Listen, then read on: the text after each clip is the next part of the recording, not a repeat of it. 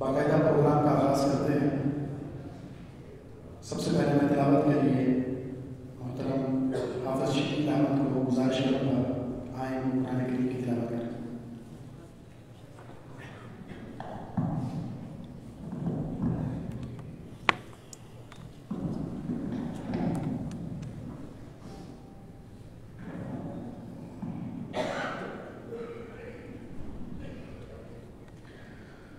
अस्सलामु अलैकुम वरहमतुल्लाहि वबरकातुहू।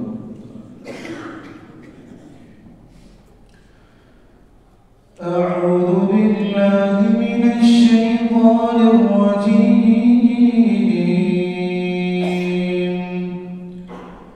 बिस्मिल्लाहिर रहमानिर रहीम।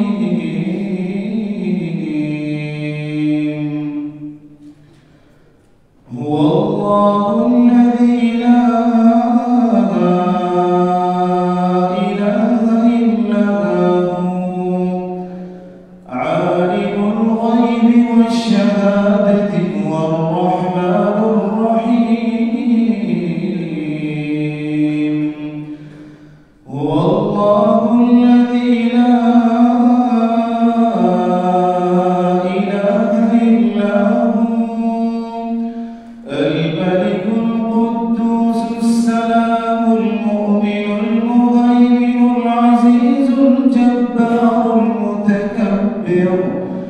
सुब्हानल्लाहि अम्मा युश्रिकून। हुवल्लाहुल खालिकुल बारिउल मुसव्विरु लहुल अस्माउल हुस्ना युसब्बिहु लहु मा फिस समावाति वल अर्द युसब्बिहु लहु मा फिस समावाति वल अर्द व हुवल अज़ीज़ुल हकीम।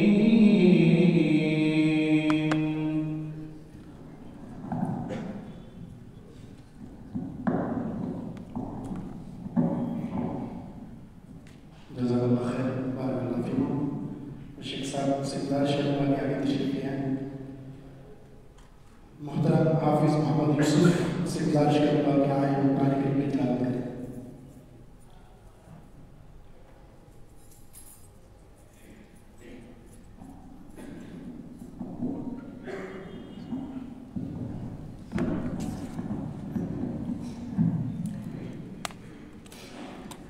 أعوذ بالله من الشيطان الرجيم. بسم الله الرحمن الرحيم.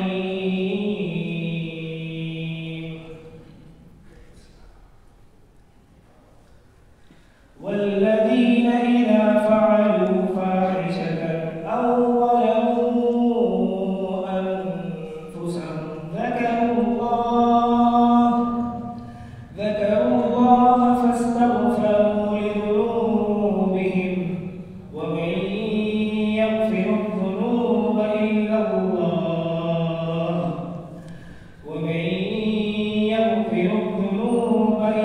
الله ولم يصروا على ما فعلوا وهم يعلمون.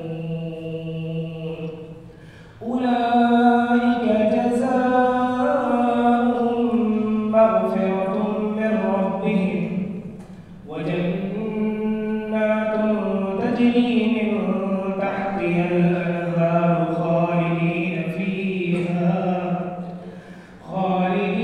فيها ونعم أجر العاملين. قد خلت من قبلكم سنن فسيروا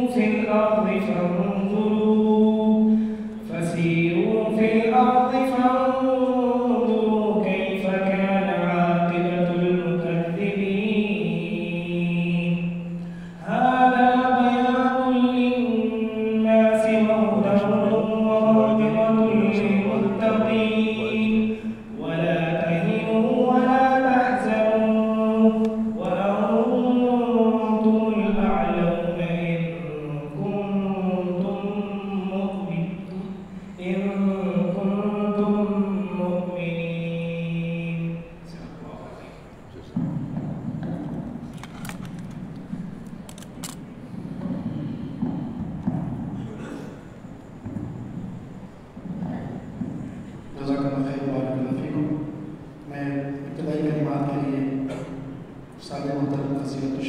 دعا شکریہ اللہ تعالیٰ گزارش کروں گا کہ آئیں ابتدائی کلمات پیش کریں.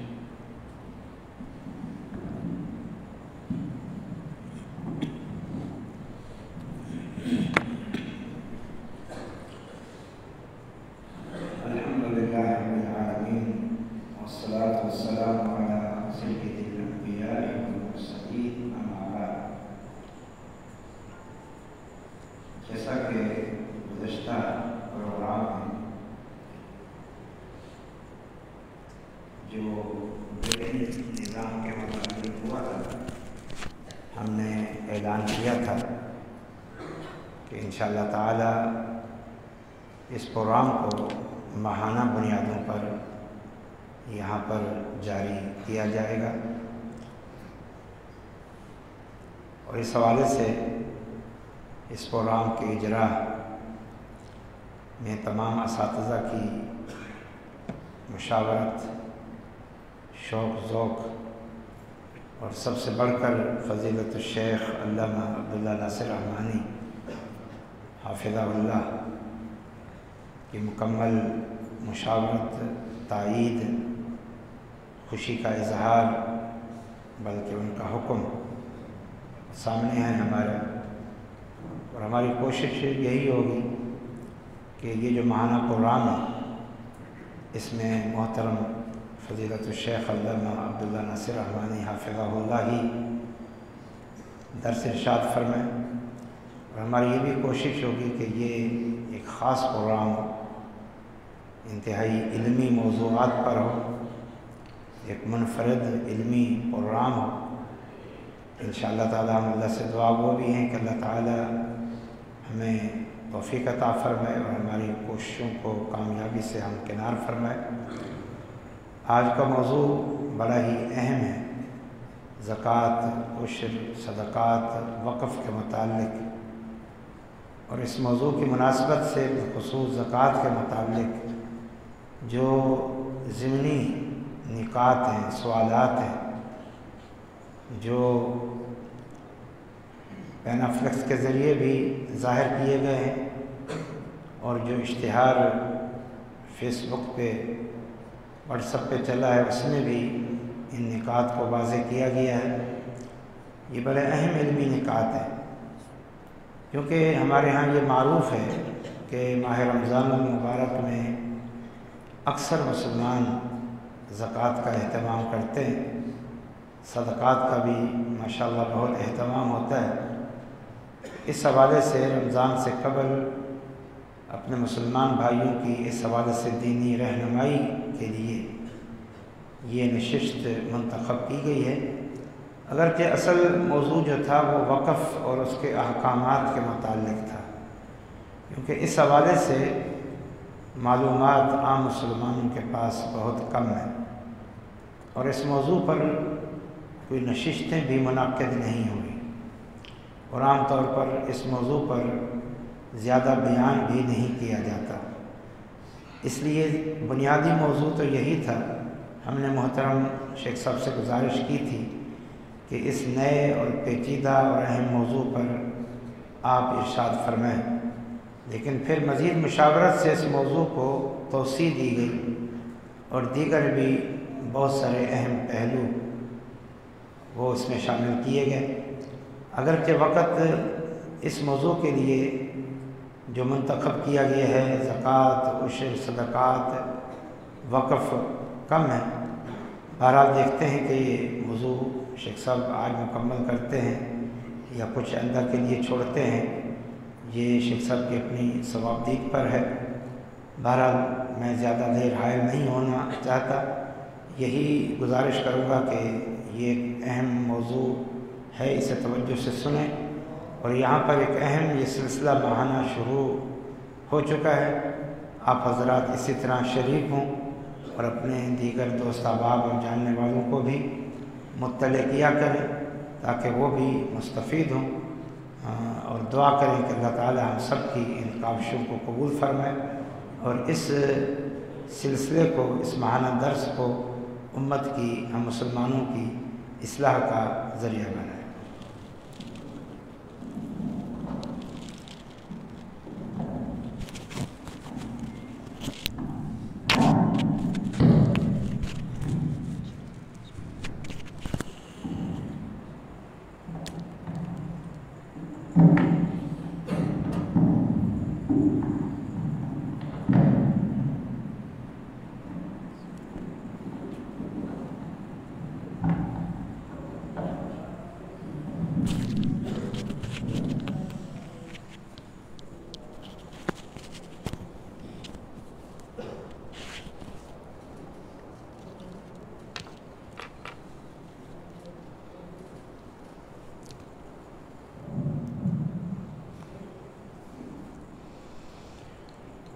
إن الحمد لله نحمده ونستعينه ونستغفره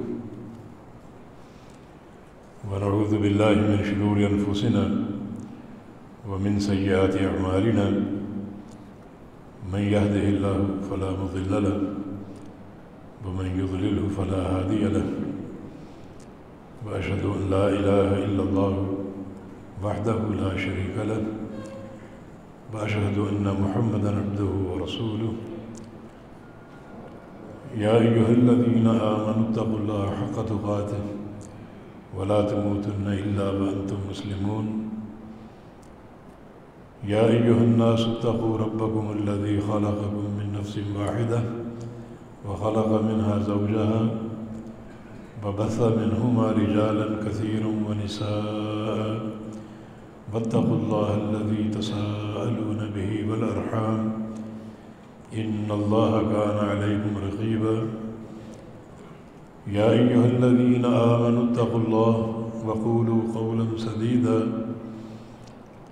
يصلح لكم أعمالكم ويغفر لكم ذنوبكم ومن يطع الله ورسوله فقد فاز فوزا عظيما اللهم صل على محمد وعلى آل محمد كما صليت على إبراهيم وعلى آل إبراهيم إنك حميد مجيد اللهم بارك على محمد وعلى آل محمد كما باركت على إبراهيم وعلى آل إبراهيم إنك حميد مجيد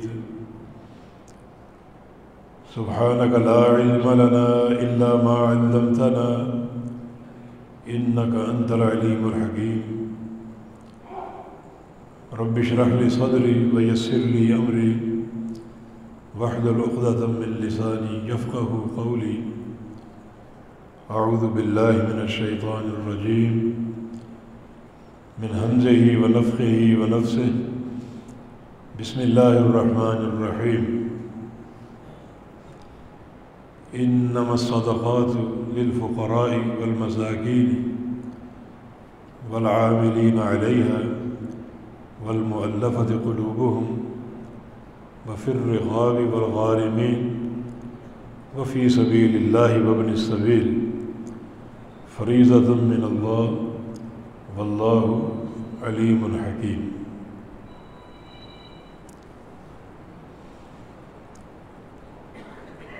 زکوٰۃ اسلام کا بنیادی رکن ہے. دوسرا یا تیسرا یہ دونوں اقوال علماء کے منقول ہیں. کچھ علماء شہادتین کو اشہد ان لا الہ الا اللہ وان محمد الرسول اللہ کو پہلا رکن شمار کرتے ہیں، نماز کو دوسرا اور زکوٰۃ کو تیسرا. کچھ علماء نے شہادتین کو، چونکہ یہ ایک عقیدہ ہے، اس کو جدا شمار کیا ہے، اور باقی جو 4 عمل ہیں نماز، زکوٰۃ، روزہ اور حج، ان میں نماز کو پہلا اور زکوٰۃ کو دوسرا اور روزے کو تیسرا اور حج کو چوتھا رکن شمار کیے. یہ اختلاف کا مضر نہیں ہے، کیونکہ اس میں کسی قول کی روح سے کوئی کمی بیشی نہیں ہو رہی، صرف ترتیب کی بات. تو زکوٰۃ اسلام کا بنیادی رکن ہے، اللہ تعالیٰ کا فریضہ ہے. قرآن حکیم میں بصیغہ امر زکوٰۃ کا حکم بار بار دیا گیا ہے. اقیموا الصلاۃ وآتوا الزکاۃ، کہ نماز قائم کرو اور زکوٰۃ ادا کرو. ایک مقام پر نبی علیہ السلام کو حکم ہے خذ من اموالہم صدقۃ، کہ ان کے مالوں سے زکوٰۃ وصول کرو. یہ امر کا صیغہ ہے، اور امر کا صیغہ بھی فرضیت کے لیے ہوتا ہے. وصول کرنا فرض ہے اور لوگوں کا زکوٰۃ دینا فرض ہے۔ اور جو حدیث جس کا شروع میں ہم نے حوالہ دیا، جس میں زکوٰۃ کو اسلام کا رکن قرار دیا گیا، صحیح بخاری کی حدیث ہے، بنی الاسلام علی خمس شہادت ان لا الہ الا اللہ وان محمد الرسول اللہ صلی اللہ علیہ وسلم واقام الصلاۃ وایتاء الزکاۃ وصوم رمضان وحج البیت ان استطاع الیہ سبیلا، کہ اسلام کی جو عمارت ہے وہ 5 بنیادوں پر قائم ہے۔ ایک، گواہی دینا اللہ تعالیٰ کی توحید کی اور اس کے رسول صلی اللہ علیہ وسلم کے بندہ اور رسول ہونے کی، کہ وہ اللہ کے بندے ہیں اور اللہ کے رسول ہیں، یہ پہلا رکن۔ دوسرا، نماز قائم کرنا، اور تیسرا زکوٰۃ دینا، اور چوتھا رمضان کے روزے رکھنا، اور پانچواں اگر طاقت ہو تو بیت اللہ کا حج کرنا۔ یہ دلیل بھی زکوٰۃ کی فرضیت کی دلیل ہے۔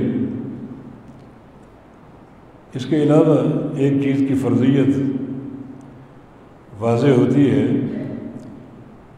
اس کام کے نہ کرنے پر اگر وعید و شرع، ایک کام فرض ہے اور اس کی فرضیت کی دلیل یہ ہے کہ اس کے نہ کرنے پر جہنم کے عذاب کی وعید ہے۔ اگر وعید نہ ہو جہنم کی تو مانا وہ فرض نہیں ہے، اس کا کرنا مستحب ہے، اور اگر وعید موجود ہو نہ کرنے پر تو وہ بھی اس کی فرضیت کی دلیل ہے۔ اللہ پاک نے فرمایا کہ ان الذین یکنزون الذهب والفضة ولا ينفقونها في سبيل الله فبشرهم بعذاب أليم، جو لوگ سونے اور چاندی کے ڈھیر لگا کے رکھتے ہیں اور اللہ کی راہ میں خرچ نہیں کرتے، مانا اس کی زکوٰۃ ادا نہیں کرتے، انہیں بشارت دو عذاب علیم کی، دردناک عذاب کی۔ تو دردناک عذاب کی بشارت، یہ دردناک عذاب کی وعید، یہ ترک واجب پر جو کہ فریضہ آپ چھوڑ دیں، بلکہ فرمایا کہ یوم یحمى علیہا فی نار جہنم فتقویٰ بہا جباہہم وجنوبہم وظہورہم، قیامت کے دن یہ جو سونا اور چاندی ہے جس کی آپ نے زکوٰۃ نہیں دی، جیسا کہ حدیث میں آتا ہے کہ اس کو وہ ایک چپٹی صورت میں ڈالا جائے گا، پھر اس کو جہنم کی آگ میں گرمایا جائے گا، اور میدان معاشرے میں ان کی پیشانیوں کو، ان کے پہلوؤں کو اور ان کی پشتوں کو اس سے داغا جائے گا۔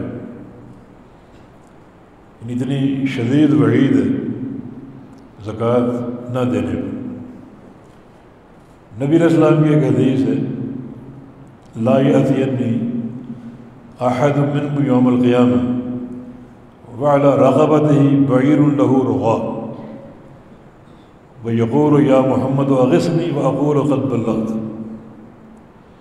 ایسا نہ ہو کہ تم لوگ قیامت کے دن میرے پاس آؤ اور تمہاری گردنوں پر اونٹ ہو اور وہ چنگھاڑ رہا ہو اور بڑا خوفناک منظر،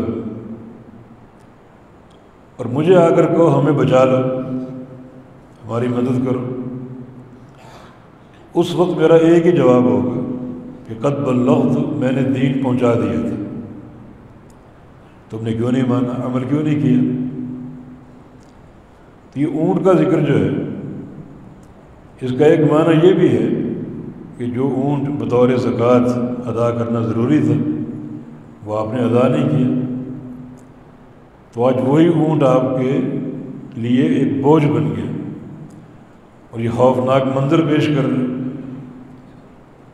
یہ وعید بھی فرضیت زکوٰۃ کی دلیل ہے۔ بے شمار ادلہ ہیں جو زکوٰۃ کے فرض ہونے کو ثابت کرتے ہیں۔ جب رسول اللہ علیہ وسلم نے سیدنا معاذ کو یمن بھیجا تو انہیں دعوت کی ترتیب سکھائی تھی. یمن بطور داعی کے بھیجا تھا، اور یہی دین کی ہدایت ہے.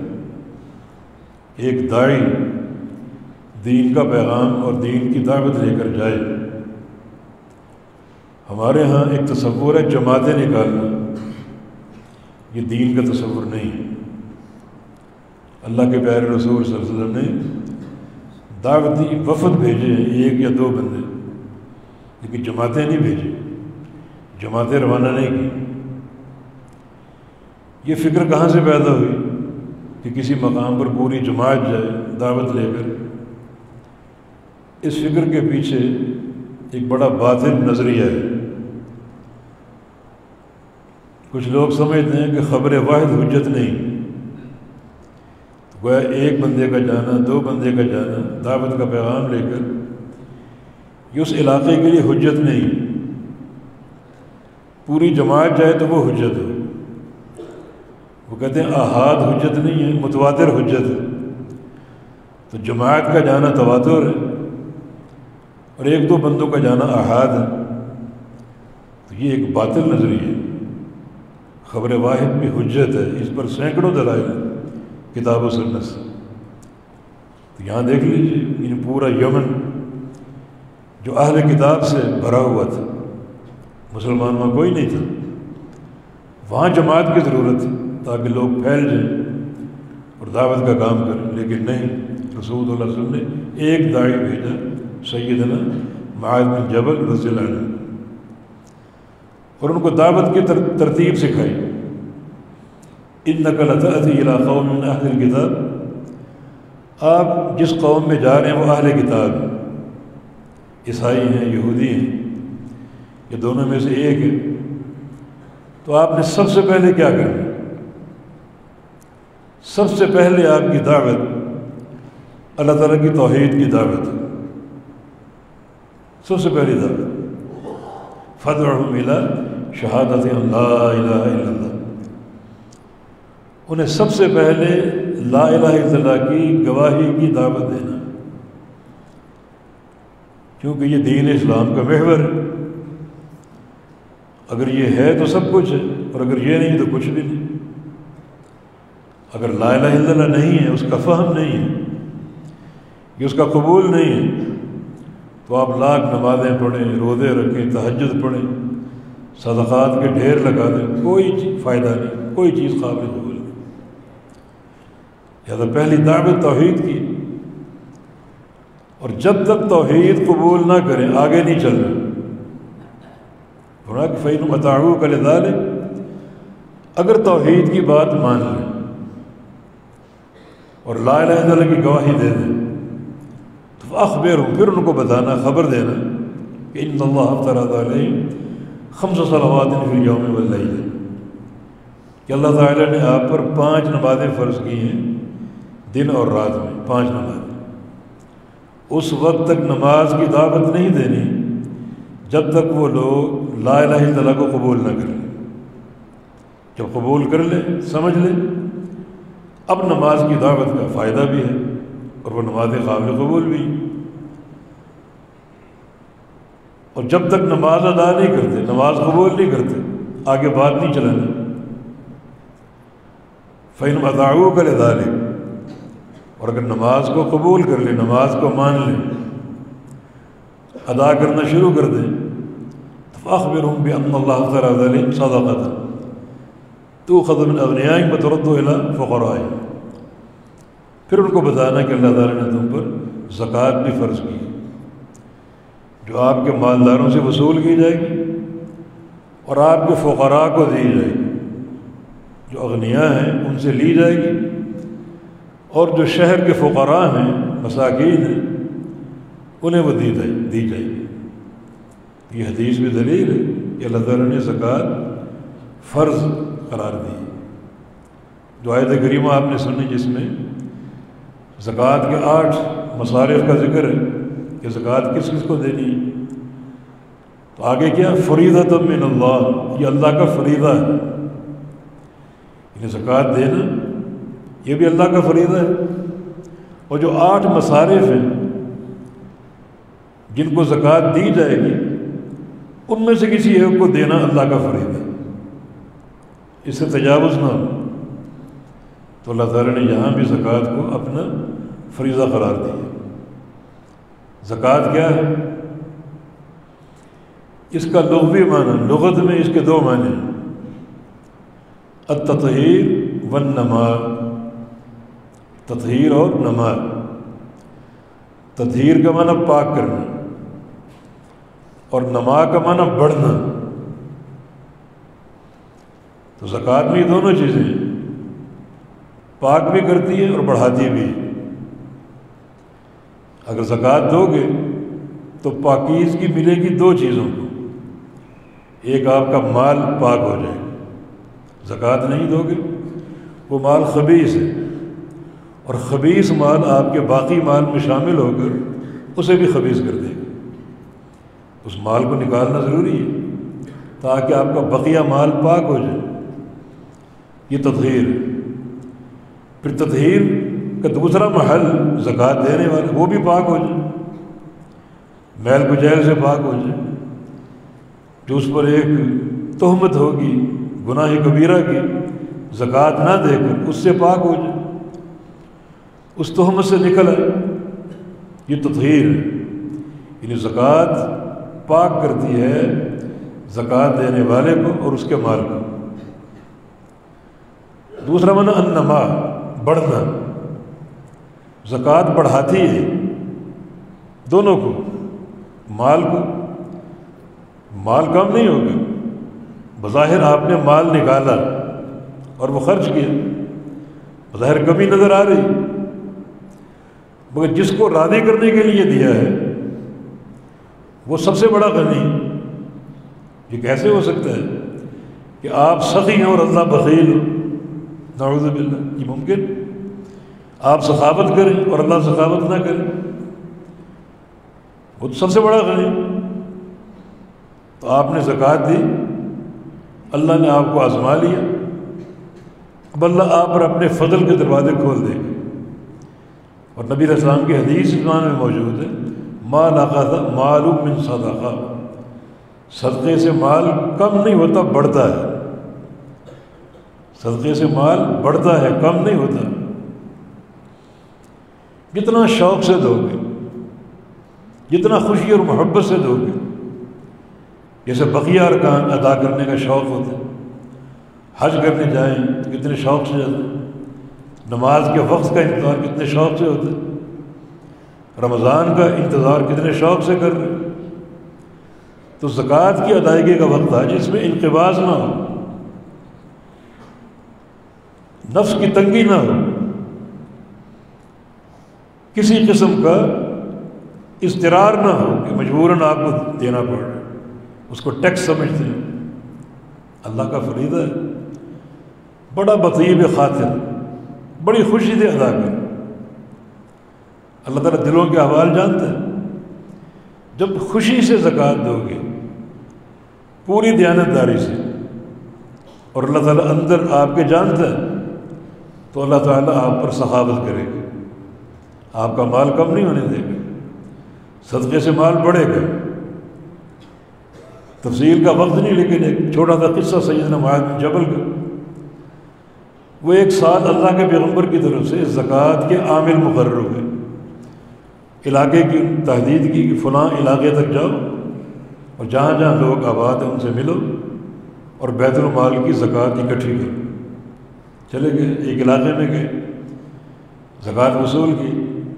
ان لوگوں نے بتایا کہ سامنے آگے ایک اور بستی ہے، وہاں بھی ایک چھوٹا سا تاجر ہے، اس کے پاس بھی جانور ہے، تو اگر وہاں آپ چلے جائیں تو فائدہ ہو جائے گا بیت المال کا۔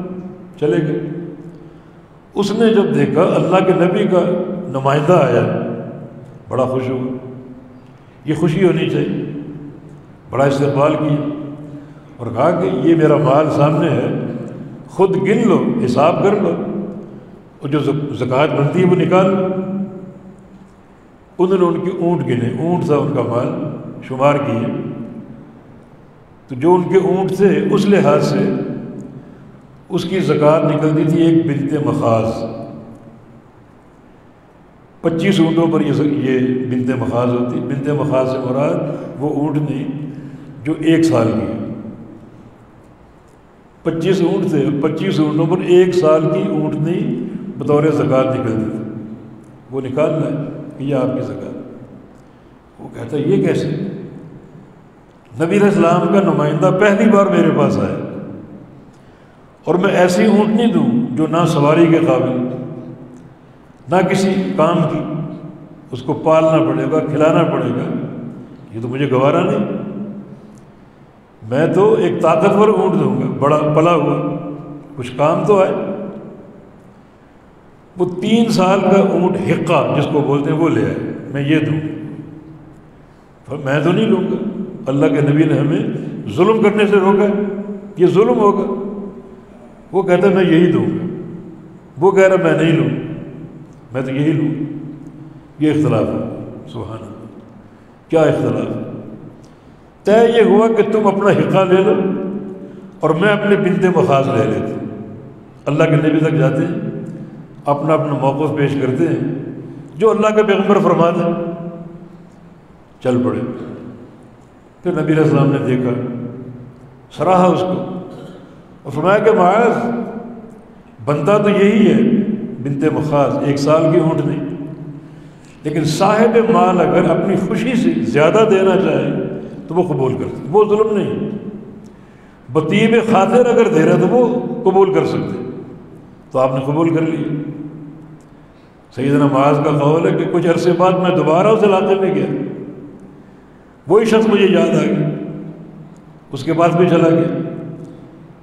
پھر وہ خوش ہوا, بڑا استقبال کیا اور کہا کہ یہ مال میرا گن لو اور جو بنتا ہے وہ نکال. مال پھیلا ہوا ہے, پوری وادی بھری ہوئی, میں گن گن کے تھک گیا. اور جانتے کتنے اونٹ بطور زکوٰۃ کے نکلے؟ 30 حقے, 3 سال کے 30 اونٹ اس کے زکوٰۃ پہ. ماں نقص مال من صدقہ, صدقے سے مال کم نہیں ہوتا, اللہ بڑھاتا ہے. دیکھو اس نے کس خوشی زکوٰۃ دی, زیادہ دی, اور اللہ بڑا قدردان. اللہ نے چند سالوں کے اندر اس کے مال میں برکتیں ڈال دی. کل تک جہاں زکوٰۃ 1 سال کی اونٹنی تھی, آج وہاں 3 سالوں کے 30 اونٹ بطور زکوٰۃ کے نکلے. یہ انما ہے, یہ زکوٰۃ کے معنی میں سے معنی انما, بڑھنا. یہ جب زکوٰۃ دو گے بطیب خاطر, مال بھی بڑھے گا اور زکوٰۃ دینے والا بھی بڑھے گا. کس چیز میں؟ دنیاوی صحت میں اور اخروی اعتبار سے, دین میں, تقوی میں, ورع میں, تعلق باللہ میں, اللہ اور اس کے رسول کی محبت میں.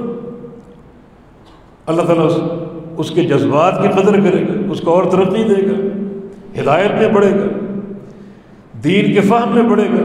یہ نما کے معنی, یہ لغوی اعتبار سے زکوٰۃ کا معنی التطہیر والنما, پاکیزگی اور بڑھنا. مال پاکیزہ ہوتا ہے, پاک ہوتا ہے. زکوٰۃ اگر نہیں دو گے, سارا مال آپ کا خبیث ہے, اس خبیث مال پر آپ پلیں گے, آپ کے بچے پلیں گے, کوئی برکت نہیں. اور اگر زکوٰۃ دو گے پوری دیانتداری سے تو پاکیزگی بھی ہوگی, مال کو بھی اور آپ کو بھی, اور بڑھوتری بھی ہوگی مال کے لیے اور آپ کے لیے, آپ کے معنوی مسائل کے لیے, تقویٰ کے لیے, ہدایت کے لیے, اللہ اور اس کے رسول کی محبت کے لیے. یہ زکوٰۃ کا لغوی معنی. اصطلاح شریعت میں زکوٰۃ کیا ہے؟ اصطلاح شریعت میں زکوٰۃ کیا ہے؟ حق واجب, یہ زکوٰۃ ایک واجب حق ہے. حق واجب فی مال مخصوص, مخصوص مال میں, مانا ہر مال میں زکوٰۃ نہیں ہے. کچھ اقسام ہیں مال کی جن میں زکوٰۃ آپ نے دینی, ابھی بتائیں گے. ہر مال میں زکوٰۃ نہیں. کچھ مال کی قسمیں ہیں جن پر زکوٰۃ دینا فرض ہے. تو حق واجب فی مال مخصوص ہے, مخصوص مال میں، اور لطائفۃ مخصوصہ، مخصوص لوگوں کے لیے، ہر ایک کو زکوٰۃ نہیں دینی۔ کن کو دینی؟ جن کا اللہ نے ذکر کیا 8 مصارف، انہیں دینی۔ اور فی وقت مخصوص ہے، وقت مخصوص میں، ہر وقت تو نہیں زکوٰۃ، روزانہ تو مطالبہ نہیں، ماہانہ تو مطالبہ نہیں، سال میں ایک بار۔ یہ شریعت کی سماحت اور آسانی، شریعت مشقت پیدا نہیں کرتی۔ اللہ چاہتا تو روزانہ زکوٰۃ وصول کرتا، ماہانہ زکوٰۃ وصول کرتا۔ اللہ کے نظام میں برکت ہے، بڑی سماحت ہے۔ مخصوص مال میں زکوٰۃ دینی، مخصوص لوگوں کو دینی ہے، اور ایک وقت مخصوص، وقت مخصوص حولان حول ہے، یعنی سال گزرنے کے بعد۔ البتہ اگر آپ کی باغبانی یا فصل ہے تو بعض اوقات فصل سال میں 2 بار پیدا ہوتی، وہ کٹائی کے ساتھ مشروط ہے۔ آتو حقہ یوم حصادہ، یہ فصل کا حق ادا کرو کٹائی والے دن۔ تو کٹائی سال میں 2 بار بھی ہو سکتی، باقی زکوٰۃ سال بعد فرض ہے، لیکن تعلق اگر باغ سے ہے یا فصل سے ہے، کھیتی باڑی سے ہے، دانے ہیں، پھل ہیں، تو وہ کٹائی کے ساتھ مشروط ہے۔ فصل بعد اوقات سال میں 2 بار بھی ہو سکتی، تو 2 بار اس کا عشر یا زکوٰۃ وصول کی جائے گی، وہ کٹائی کے ساتھ مشروط ہے۔ تو یہ زکوٰۃ کی اصطلاحی تعریف ہے۔ تو پھر زکوٰۃ کیا ہوئی؟ اللہ تعالیٰ کا حق واجب جس کو دینا ضروری، نہیں دو گے تو قیامت کے دن اس کا عذاب ہوگا۔ کچھ نصوص آپ نے سن لیے کہ وہ عذاب کتنا ہولناک اور کتنا شدید ہے، عذاب ہوگا، دینا فرض ہے۔ حق واجب فی مال مخصوص، مخصوص مال میں، مخصوص مال 4، یعنی 4 قسم کے مالوں میں زکوٰۃ فرض۔ نمبر 1، جو زمین سے پیدا ہوتا ہے، زمین سے نکلتا ہے، جو مال زمین سے نکلتا ہے، جیسے یہ دانے وغیرہ ہیں، اناج ہیں یا پھل ہیں، یہ زمین سے نکلتے ہیں۔ اور زمین سے 2 چیزیں اور نکلتی ہیں، ایک معدن اور ایک رکاز۔ معدن سے مراد کانے، کوئی سونے کی کان آپ کو مل گئی، چاندی کی کان آپ کو مل گئی، تو اس میں زکوٰۃ دینی۔ کتنی زکوٰۃ دینی؟ جو سونے اور چاندی کا نصاب ہے اس کے مطابق دینی۔ تو یہ معدن بھی زمین سے نکلنے والی چیز ہے۔ اور ایک چیز رکاز ہے، رکاز، رکاز سے مراد مدفون خزانے، یعنی جاہلیت کے دور میں کوئی خزانہ آپ کو مل گیا جو دفن کیا، وہ بعض اوقات سونا دفن کر دیتے ہیں، کوئی چاندی دفن کر دیتے ہیں، وہ آپ کے ہاتھ آ گئی۔ اب بھی یعنی کئی علاقے جہاں پر یعنی یہ مدفون جو ہیں وہ خزانے ملتے ہیں، جہاں کسی دور میں ہندو آباد تھے یا سکھ آباد تھے، جاتے ہوئے اپنے خزانے دبا کر چلے گئے یا آ کر نکال لیں گے، لیکن موقع نہیں بن سکتا۔ تو اب بھی کوئی مکان تعمیر کرتا ہے، کھدائی کرتا ہے، تو اندر سے کوئی دیگ برآمد ہوتی ہے سونے کی، چاندی کی، اس کو رکاز بولتے ہیں۔ معدن اس بندے کی ملکیت ہے، اس کی زمین سے نکلا۔ رکاز اس میں 5واں حصہ گورنمنٹ کا، بیت المال کا، جو بھی مال برآمد ہو مدفون اس کے 5 حصے کرے گا، 4 حصے اس کے، 1 حصہ حکومت کا اور بیت المال کا، تاکہ حکومت اس کو اپنی ثوابدید پر خرچ کرے۔ تو یہ 4 چیزیں ہیں جو زمین سے برآمد ہوتی ہیں، اناج اور دانے وغیرہ، پھل مختلف، اور یہ 2 معدن اور رکاز۔ معدن سے مراد کانے جو زمین سے برآمد ہوئی، اور رکاز سے مراد جاہلیت کے دور کے مدفون خزانے جو آپ کو مل گئے۔ تو یہ 4 قسمیں ہیں یعنی جو زمین سے نکلتی ہیں اور جن میں زکوٰۃ جو ہے وہ فرض ہے۔ دوسری چیز جس پر زکوٰۃ فرض ہے وہ ہے سونا، چاندی اور کرنسی، نوٹ ہیں، ان پر زکوٰۃ فرض ہے، ان کا باقاعدہ ایک نصاب مقرر ہے۔ جو شریعت نے بیان کیا. مثلا 5 اوقیے سے کم اگر سونا ہے اس میں زکوٰۃ نہیں. 5 اوقیے، اور 5 اوقیوں کا وزن جو ہے وہ ایک معروف پیمانے کے مطابق تقریباً 7.5 تولے. 7.5 تولے سے کم میں زکوٰۃ نہیں ہے. اس سے زیادہ ہو تو پھر زکوٰۃ ہے، اور وہ ہے 20واں حصہ، 40واں حصہ. ربع العشر 40واں حصہ، اس میں سے زکوٰۃ دی جائے. کرنسی جو ہے آگے ایک آپ نے عنوان مستقل دیا، وہاں بات کریں گے. تو چاندی، سونا اور یہ کرنسی نوٹ وغیرہ ان میں بھی زکوٰۃ دی جائے گی.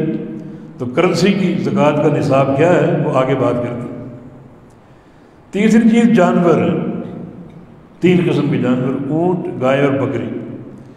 یہ جانور وہ جو پالتو نہ ہوں بلکہ اکثر وہ چراگاہوں پر، جنگلوں میں، صحراؤں میں چرتے ہیں، صحراؤں میں چرتے ہیں، تو ان پر بھی زکوٰۃ فرض ہے. ان کا ایک نصاب فکس ہے، اس نصاب کے مطابق زکوٰۃ دی جائے. شریعت نے بیان کیا.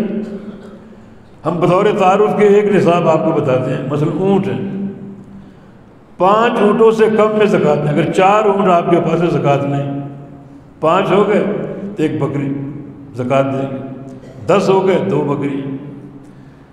10 سے 15 تک وہی 2 بکری، اور اگر 15 پوری ہو گئی تو 3 بکری. 20 ہو گئی تو 4 بکری. 25 ہو گئی تو 1 سال کی 1 اونٹ. پھر 25 سے 35 تک وہی زکوٰۃ رہے گی. 36 ہو گئی تو 2 سال کی 1 اونٹ نہیں بطور زکوٰۃ ہوگی. پھر 36 سے 45 تک وہی نصاب چلتا رہے گا. 46 ہو گئی تو 3 سال کی اونٹ نہیں، جس کو حقہ بولتے ہیں. حقہ جو سواری کے قابل ہو گئی، جوان اور طاقتور. اور پھر 46 سے لے کر 60 تک وہی حقہ چلتا رہے گا. 61 ہو گئی تو اس میں ایک جزع بطور زکوٰۃ کے 4 سال کا پلا ہوا طاقتور اونٹ. تو یہ اونٹوں کا ایک مختصر نصاب شریعت تحدید کی ہے. اس طرح گائے ہے، اس طرح بکریاں ہیں، سب کی زکوٰۃ کا ایک نصاب مقرر ہے. تو یہ جانور، یہ 3 طرح کے اموال ہیں. زمین سے نکلنے والے چیزیں، اور سونا چاندی اور کرنسی نوٹ وغیرہ. اور تیسری چیز جو ہے وہ جانور جو صحراؤں میں چرتے ہیں، جنگلوں میں چلتے ہیں، پالتو نہیں، جن کو آپ گھر میں کھلاتے پلاتے ہیں اور پالتے ہیں، وہ نہیں. جنگلوں اور چراگاہوں میں چرنے والے اور صحراؤں میں چرنے والے. اور چوتھا مال جو زکوٰۃ کا ہے وہ ہے تجارت کا مال. اب دنیا میں بے شمار چیزیں، سینکڑوں، ہزاروں، لاکھوں چیزیں. اب آپ سوال کریں کہ فلاں چیز پر زکوٰۃ ہے یا نہیں، اس بوتل پر زکوٰۃ ہے یا نہیں، اس گلدستے پر زکوٰۃ ہے یا نہیں، اس ٹیبل پر زکوٰۃ ہے یا نہیں. تو یہ سوال سارے کرنے کی ضرورت نہیں ہے. رسول اللہ علیہ وسلم کی 2 حدیثیں بڑی قابل غور. وہ 2 حدیثیں ہر سوال کا جواب ہے. ہر چیز کی زکوٰۃ یا عدم زکوٰۃ آپ پر واضح کرے گی. سبحان اللہ. نبی علیہ السلام کا فرمان ہے کہ اعطیت جوامع الکلم، مجھے اللہ تعالیٰ نے جوامع الکلم دی. جوامع الکلم یعنی ایک چھوٹی سی بات کہہ کر بڑے بڑے مسائل حل کر دیتے. اور واقعی نبی علیہ السلام کی بعض احادیث ایک جملے پر مشتمل ہوتی، اور اس ایک جملے میں جنت کا پورا پروگرام ہوتا ہے. پورا پروگرام ایک جملے. تو یہاں بھی 2 حدیثیں جوامع الکلم.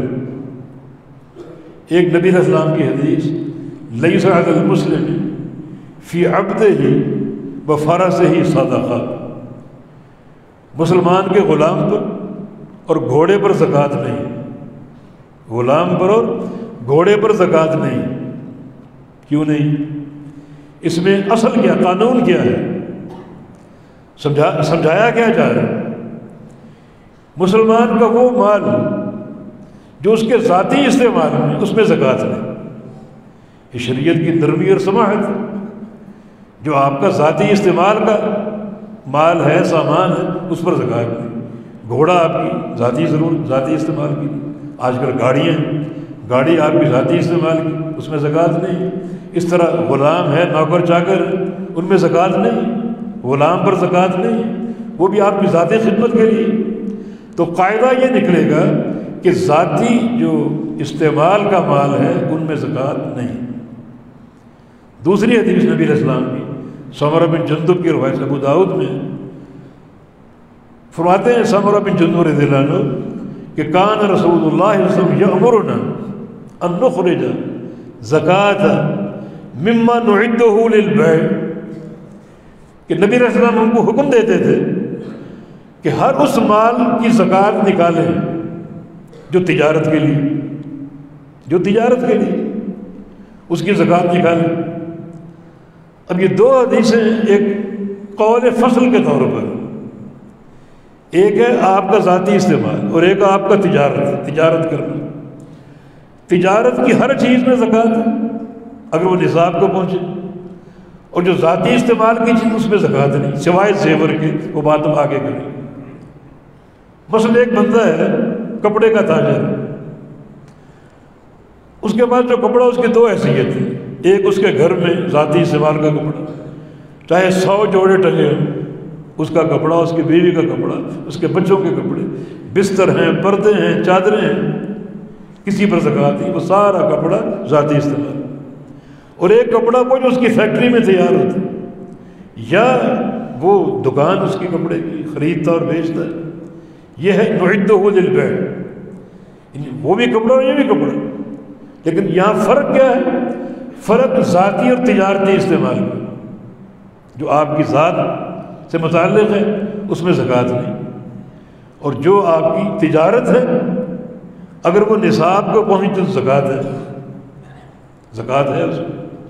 ایک بندہ برتنوں کا تاجر ہے، برتن بناتا ہے یا برتن خرید کر بیچتا ہے۔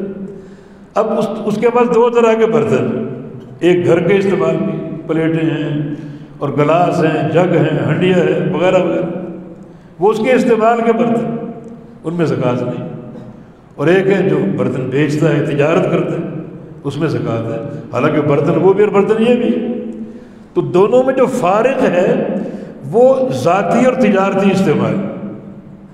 ہر وہ مال جو ذاتی استعمال کا اس میں زکوٰۃ نہیں، اور ہر وہ مال جو تجارتی استعمال کا اس میں زکوٰۃ ہے۔ تو یہ قاعدہ آپ نے ذہن میں رکھا۔ بعض اوقات آپ کے ذاتی استعمال کے 100 سوٹ ہیں کپڑے کے، لاکھوں روپے اس کی مالیت ہے، زکوٰۃ نہیں۔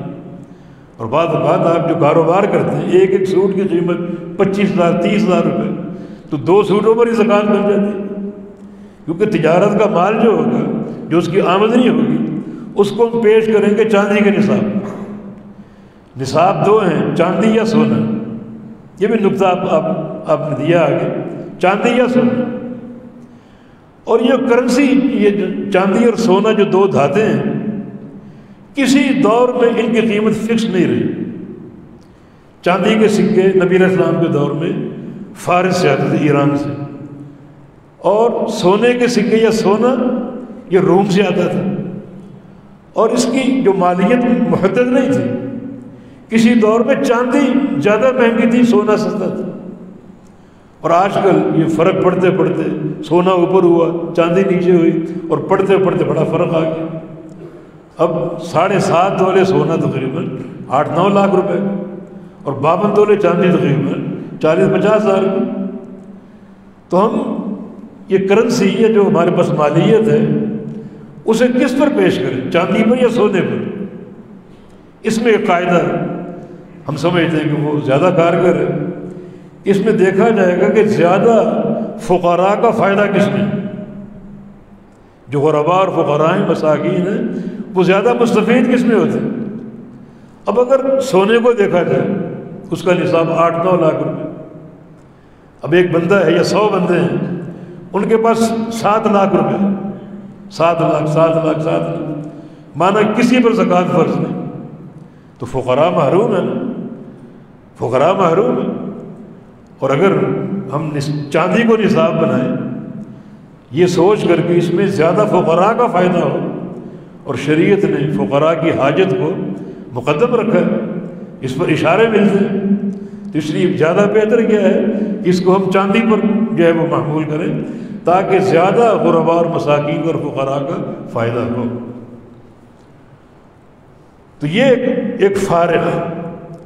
دنیا میں لاکھوں چیزیں ہیں، کس پر زکوٰۃ ہے اور کس پر نہیں ہے، یہ ایک فارق ہے کہ جو آپ کا ذاتی استعمال ہے اس پر زکوٰۃ نہیں، اور جو آپ کی تجارت ہے، گھڑی آپ نے پہنی چاہے وہ 10 لاکھ کی ہو، زکوٰۃ نہیں۔ گھڑیوں کی دکان آپ کی تجارت کرتے ہیں، اس کی مالیت کچھ بھی ہو، ان میں زکوٰۃ ہے۔ اگر نصاب کا پہنچ چاندی کے نصاب کے برابر، ان میں زکوٰۃ دینی پڑے گی۔ تو یہ فارق ہے، ذاتی استعمال میں زکوٰۃ نہیں ہے، تجارتی استعمال میں اور تجارتی جو آمدنی نفع وغیرہ اس میں آپ نے زکوٰۃ دینی۔ کس کو دینی ہے؟ انما الصدقات للفقراء والمساکین، فقراء اور مساکین کو دیں۔ فقیر اور مسکین، فقراء اس کی جمع، یہ فقراء فقیر کی جمع اور مساکین مسکین کی جمع۔ فقیر اور مسکین میں قدر مشترک ہے، اور وہ ہے حاجت مند ہونا۔ فقیر بھی حاجت مند ہے اور مسکین، لیکن اگر تفصیل میں جائیں تو فقیر میں اور مسکین میں ایک فرق ہے۔ فقیر وہ ہے جس کے پاس آمدنی کے ذرائع نہ ہوں، نہ کوئی کاروبار نہ کوئی ملازمت، آمدنی کے ذرائع نہ ہوں، بالکل محروم، اس کو زکوٰۃ دی جائے۔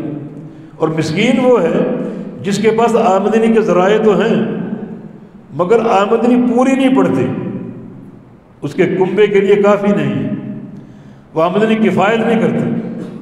اما السفینۃ فکانت لمساکین، وہ کشتی کا ذکر جو خضر علیہ السلام کے واقعے میں جس کشتی میں سوراخ کر دیا تھا، فرمایا کشتی کچھ مسکین لوگوں کی کشتی، مانا کاروبار تھا ان کے پاس، کشتی کی صورت یعبدون البحر، سمندر میں وہ کام کرتے تھے مگر جو اس کی آمدنی تھی وہ ان کو کفایت نہیں کرتی تھی، کنبے کے لیے کافی نہیں تھی۔ صدقات کس کے لیے؟ فقراء کے لیے، جن کے پاس تکسب کے ذرائع نہ ہوں، آمدنی کے ذرائع نہ ہوں۔ اور زکوٰۃ کس کے لیے؟ مساکین کے لیے، جن کے پاس آمدنی کے ذرائع تو ہوں مگر وہ کفایت نہ کرتے، ضرورت کے لیے ناکافی ہو، ان کو زکوٰۃ دی جائے گی۔ بالعاملین علیہ، اور زکوٰۃ کس کو دی جائے گی؟ جو زکوٰۃ پر کام کرتے ہیں، جمع کرنے، جو جمع کرنے جاتے ہیں، زکوٰۃ وصول کرنے جاتے ہیں اور جمع کر کے لاتے ہیں، تو ان کا بھی ایک حصہ ان کو دینا چاہیے بطور زکوٰۃ کے۔ وہ فیصلہ کون کرے گا؟ شریعت اس کو تحدید نہیں کی اس کی، مگر جو بھیجنے والا ہے یا امیر ہے یا جو بھی علاقے کا عامل اور گورنر ہے، وہ دیکھے گا اس کی محنت کتنی، تو اس کی محنت کے بقدر اس کا تعین کر دے گا، یہ کہ ظلم نہ ہو، ظلم نہ ہو۔ تو عامل جو ہے، سید عمر فاروق رضی اللہ عنہ نے ایک شخص کو بطور زکوٰۃ کی وصولی کے بھیجا، زکوٰۃ جمع کر کے لائے، تو امیر عمر نے اس کو حصہ دیا، اس میں سے کہا کہ میں یہ نہیں لوں گا، میں نے یہ کام اللہ کی رضا کے لیے کیا، میں نہیں وصول کروں۔ تو آپ فرمایا کہ تم یہ لو، اللہ کے پیارے پیغمبر نے مجھے بھی بھیجا تھا ایک جگہ زکوٰۃ کی وصولی کے لیے، جب وصول کر کے لایا تو رسول اللہ صلی اللہ علیہ وسلم نے مجھے حصہ دیا، اور میں نے کہا میں نہیں لوں گا اللہ کی رضا کے لیے۔ تو رسول اللہ صلی اللہ علیہ وسلم نے فرمایا کہ عمر، جو مال تمہیں مل جائے ہاتھ پھیلائے بغیر، بھیک مانگے بغیر، اس کو قبول کر لو، کھاؤ اور صدقہ دو۔ کھاؤ گے اس کا بھی اجر ہے، اللہ کی حمد کرو گے اس کا بھی اجر ہے۔ ان اللہ یرضی عن العبد اذا شرب شربۃ فحمد اللہ او اکل اکلۃ فحمد اللہ، اللہ اس بندے سے راضی ہوتا ہے کہ ایک گھونٹ پانی کا پیے اور اللہ کی حمد کرے، اس کو اجر ملے گا۔ ایک لقمہ کھائے اور الحمدللہ کہے تو اجر ہے نا اس کا، تو کھاؤ اور صدقہ دو۔ تو عاملین جو زکوٰۃ وصول کرنے پر مامور ہیں، جب وہ وصول کر کے لائیں تو ان کی محنت کے بقدر ان کو حصہ دیا جائے، اس کی شریعت نے تحدید نہیں کی۔ اور جو چوتھا زکوٰۃ کا مسئلہ والمؤلف قلوبہم، وہ لوگ جن کی تالیف قلبی مقصود ہے، جن کی تالیف قلبی مقصود ہے۔ یہ دو طرح کے لوگ ہیں، ایک وہ جو اسلام ابھی تک انہوں نے قبول نہیں کیا مگر آپ کے ساتھ رہتے ہیں اور آپ کو امید ہے کہ اسلام قبول کر لیں گے، اسلام قبول کر لیں گے، اس کو بولتے ہیں استمالہ، یعنی زکوٰۃ دینا ان کو اسلام کی طرف مائل کرنے کے لیے۔ آپ ان کو ایک حصہ زکوٰۃ کا دے دیں، وہ سوچیں کہ یہ بندہ میری دنیا کے لیے اتنا حریص ہے، میری دنیا بنا رہا ہے اور سنوار رہا ہے، تو میرے دین کے لیے بھی ہوگا۔ تو اس طرح ایک رغبت اس کے اندر پیدا ہوگی اسلام قبول کرنے کی۔ یہ استمالہ کہلاتا ہے کہ اسلام قبول نہیں کیا، ابھی تو کفر پر ہے، لیکن آپ سمجھتے ہیں کہ اسلام قبول کر لے گا، تو آپ اس کو زکوٰۃ کا کچھ حصہ دیں تاکہ وہ دین کی طرف مائل ہو، خوش ہو۔ یہ ایک مقصد ہے استمالہ۔ یہ کافر جو قریب کنارے پر کھڑا، جس کو ایک دھکے کی ضرورت ہے اور وہ قبول کر سکتا ہے اسلام، ایک ہے معاند اور ضدی کافر، اس کو زکوٰۃ نہیں دیں۔ یہ کون ہے؟ جو آپ کے قریب آ چکے اور آپ کو امید ہے کہ اس کو اگر ہم پیسہ کچھ دیں گے، کھلائیں گے تو اسلام کی طرف مائل ہوگا، یہ استعمال ہے۔ دوسرا وہ بندہ جو اسلام قبول کر چکے مگر ابھی پکا نہیں ہوا، اس میں کچھ کمزوری نظر آتی ہے، اس کو بولتے ہیں تثبیت۔ اس کو زکوٰۃ دینا ثابت قدمی کے لیے کہ جس دین میں داخل ہوا اس پر ثابت قدم رہے، یہ مؤلفۃ القلوب۔ اور بھی اس کے مقاصد ہو سکتے ہیں، بعض اوقات ایک کافر کو زکوٰۃ دی جائے تالیف قلبی مقصود ہو، اور ساتھ ساتھ یہ مقصود ہو کہ اس کے شر سے محفوظ ہیں، اس کے ساتھ نیکی کریں گے، یعنی وہ شریر ہے، وہ ظالم ہے، یا اس میں استبداد ہے، تو اس کے شر سے بچنے کے لیے، اس کے شر سے مسلمانوں کو اور دین کو بچانے کے لیے اس کو زکوٰۃ دی، یعنی یہ مقاصد ہے۔ تو استمالہ اور تثبیت یہ دو اہم اسباب ہیں مؤلفۃ القلوب کو زکوٰۃ دینے کے، کہ وہ لوگ جو بھی اسلام قبول انہوں نے نہیں کیا مگر وہ اسلام قبول کر سکتے ہیں، اگر ان کو ہم کچھ کھلائیں، کچھ زکوٰۃ کا مال دیں، اور وہ سوچنے پر مجبور ہوں کہ یہ بندہ میری دنیا کے لیے حریص ہے تو دین کے لیے بھی حریص ہوگا اور آپ کی بات وہ قبول کر سکتا ہے۔ یا وہ شخص جو اسلام قبول کر چکا ہے مگر بھی مضبوط اور مستحکم نہیں ہے، تو اس کو آپ زکوٰۃ دیں تثبیت کے لیے اور اس کی ثابت قدمی کے لیے۔ ہمارے معاشرے میں اس طرح کے لوگ ہیں، یعنی خاندان میں یا قوم قبیلے میں، یعنی اسلام تو قبول کر چکے مگر وہ شرک پر قائم، قبر پرستی کرتے ہیں، غیر اللہ کو پکارتے ہیں، مردوں کو پکارتے ہیں، قبروں کے طواف کرتے ہیں، ساری شرک کی صورتیں۔ تو یہ لوگ بھی دو طرح کے، کچھ لوگ بڑے ضدی اور معاند ہیں، آپ جانتے ہیں، ان کے ساتھ رہتے ہیں، وقت گزار چکے ہیں کہ یہ بندہ نہیں مانے گا جتنی مرضی نیکی کر لے، اور ایسے لوگ ہیں بد نصیب نہیں مانتے، ان کو زکوٰۃ نہیں دی، ان کو زکوٰۃ دے سکتے ہو۔ آپ کے عزیز ہیں، قریبی دوست احباب ہیں، جو آپ سمجھتے ہیں کہ یہ قریب آ چکے اور یہ شرک اور بدعت جس میں یہ ملوث ہیں، سمجھانے پر چھوڑ سکتے ہیں، اس نیکی پر چھوڑ سکتے ہیں، تو پھر ان کی تعلیف قلبی کی جا سکتی ہے۔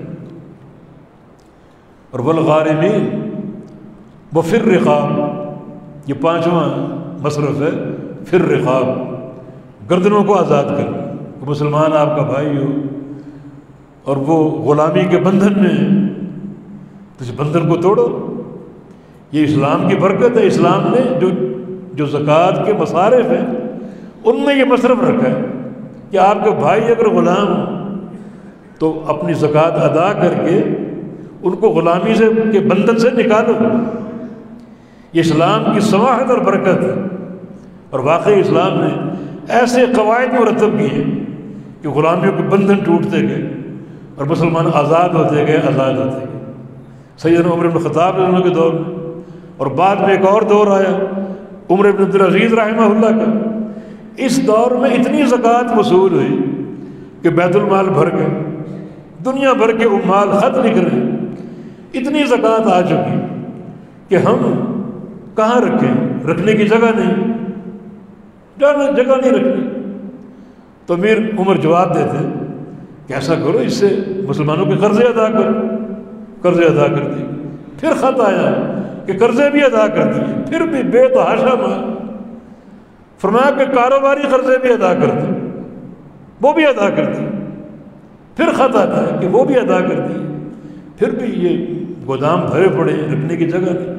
اجعلوها فی العطاق، اب یہ مال لے کر نکلو دنیا بھر میں جہاں مسلمان غلام ہوں، جن کی گردن رقیت میں ہے اور غلامی کے بندھن میں ہے، انہیں آزاد کرتے تھے، اس مال سے خرید کر کو آزاد کرو۔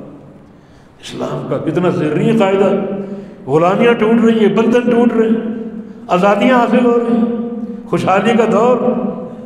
تو یہ وفر رقاب، غلاموں کو آزاد کرنے میں، اور والغارمین، جو مقروض ہیں، مقروض یہ بھی ایک شق آپ نے رکھی ہے۔ تو شریعت نے قرضے کی تحدید نہیں کی۔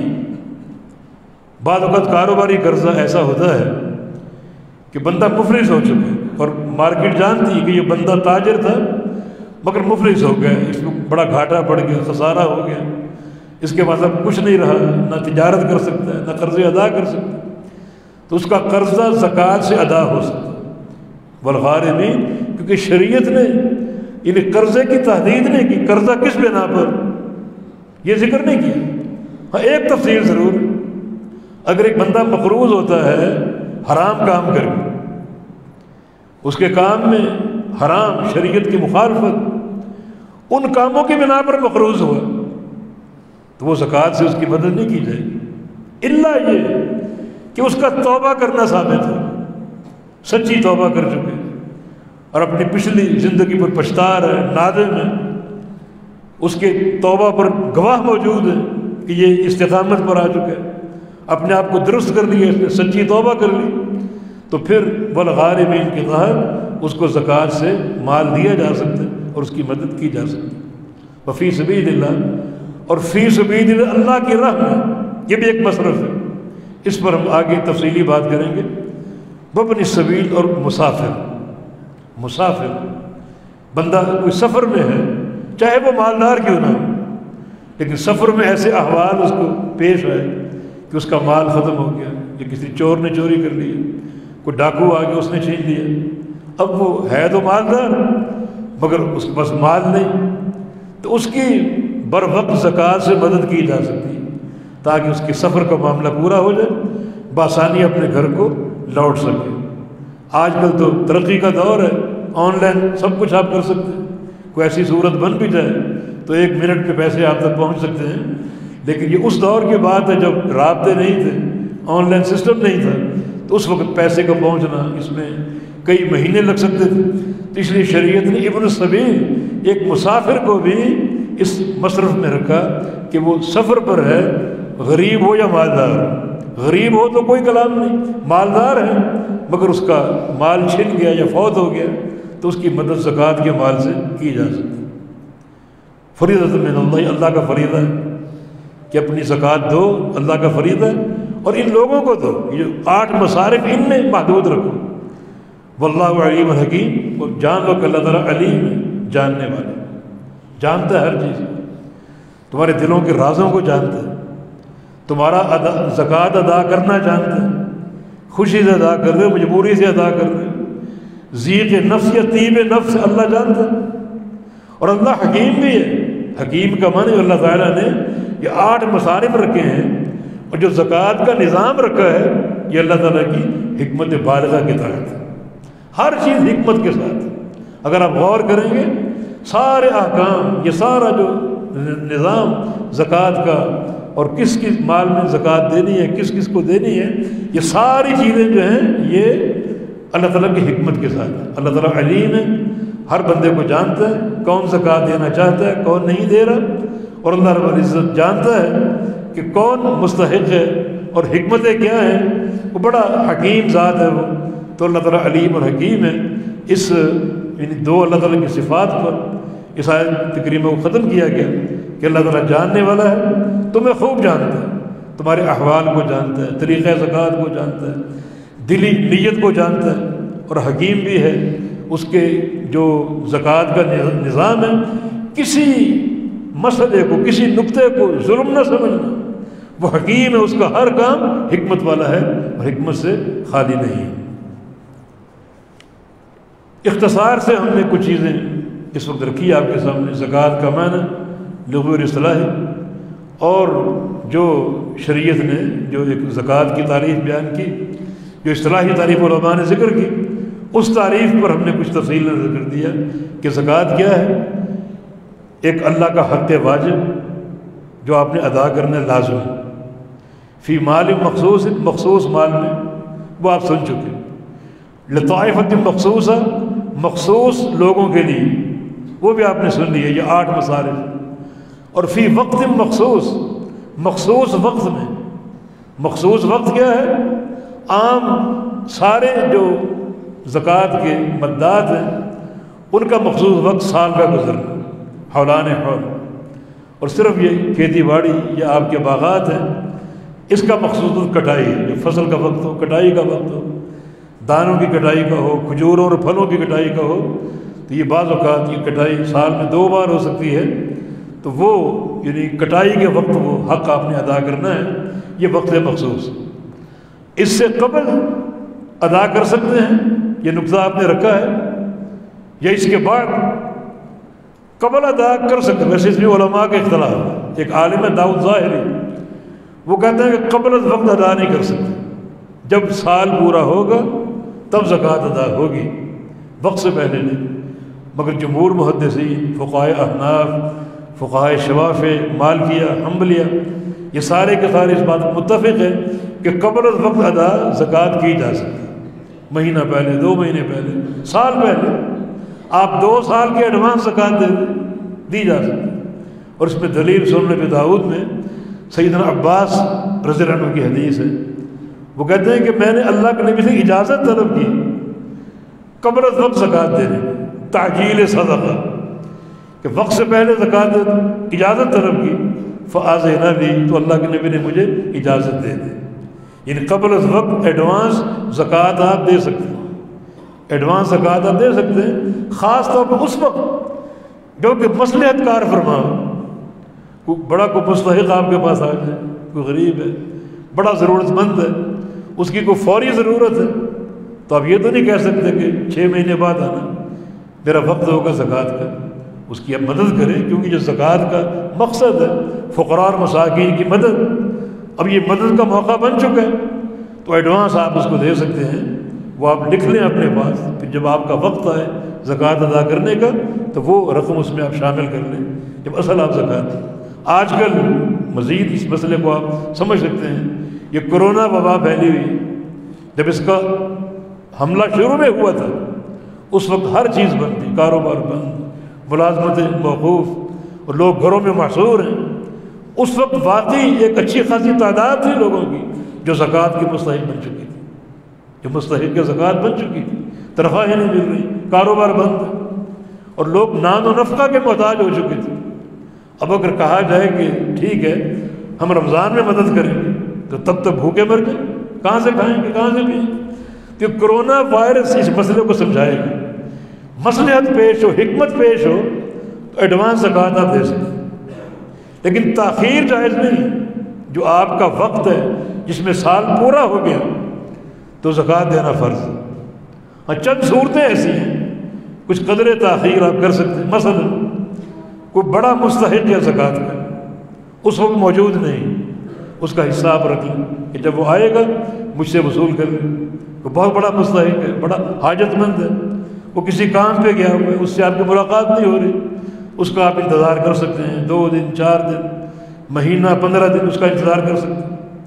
یہ ایک صورت اور ہے تاخیر، آپ کے پاس پراپرٹی ہے، زمینیں ہیں، لیکن زکوٰۃ ادا کرنے کے پیسے نہیں، اب زمین کھود کر اس کو مٹی تو نہیں دیں گے، اس کو پیسے سے اس کی زکوٰۃ نکلے گی، پیسے ہیں نہیں، تو پیسے کی آمد تک انتظار کر سکتے، لا یکلف نفسا الا وسعها، اللہ کسی انسان کو اس کی طاقت سے بڑھ کر تکلیف نہیں دیتا۔ اس کو عربی میں سیولہ بولتے ہیں کہ وقت زکوٰۃ آ چکا آپ کے پلاٹ پر، پیسے آپ کے پاس نہیں، تو پیسوں کے حصول تک جس کے لیے آپ نے کوشش کرنی ہے اور جلد از جلد کوشش کرنی ہے، اس وقت تک آپ انتظار کر سکتے ہیں اور کچھ تاخیر کر سکتے ہیں، لیکن اگر مصلحت نہ ہو تو تاخیر کرنا جائز نہیں، پھر تاخیر کرنا جائز نہیں۔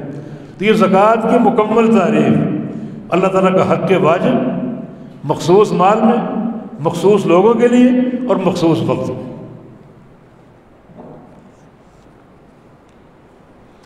اب جو نقطے آپ نے رکھے ہیں ان کی طرف آتے ہیں۔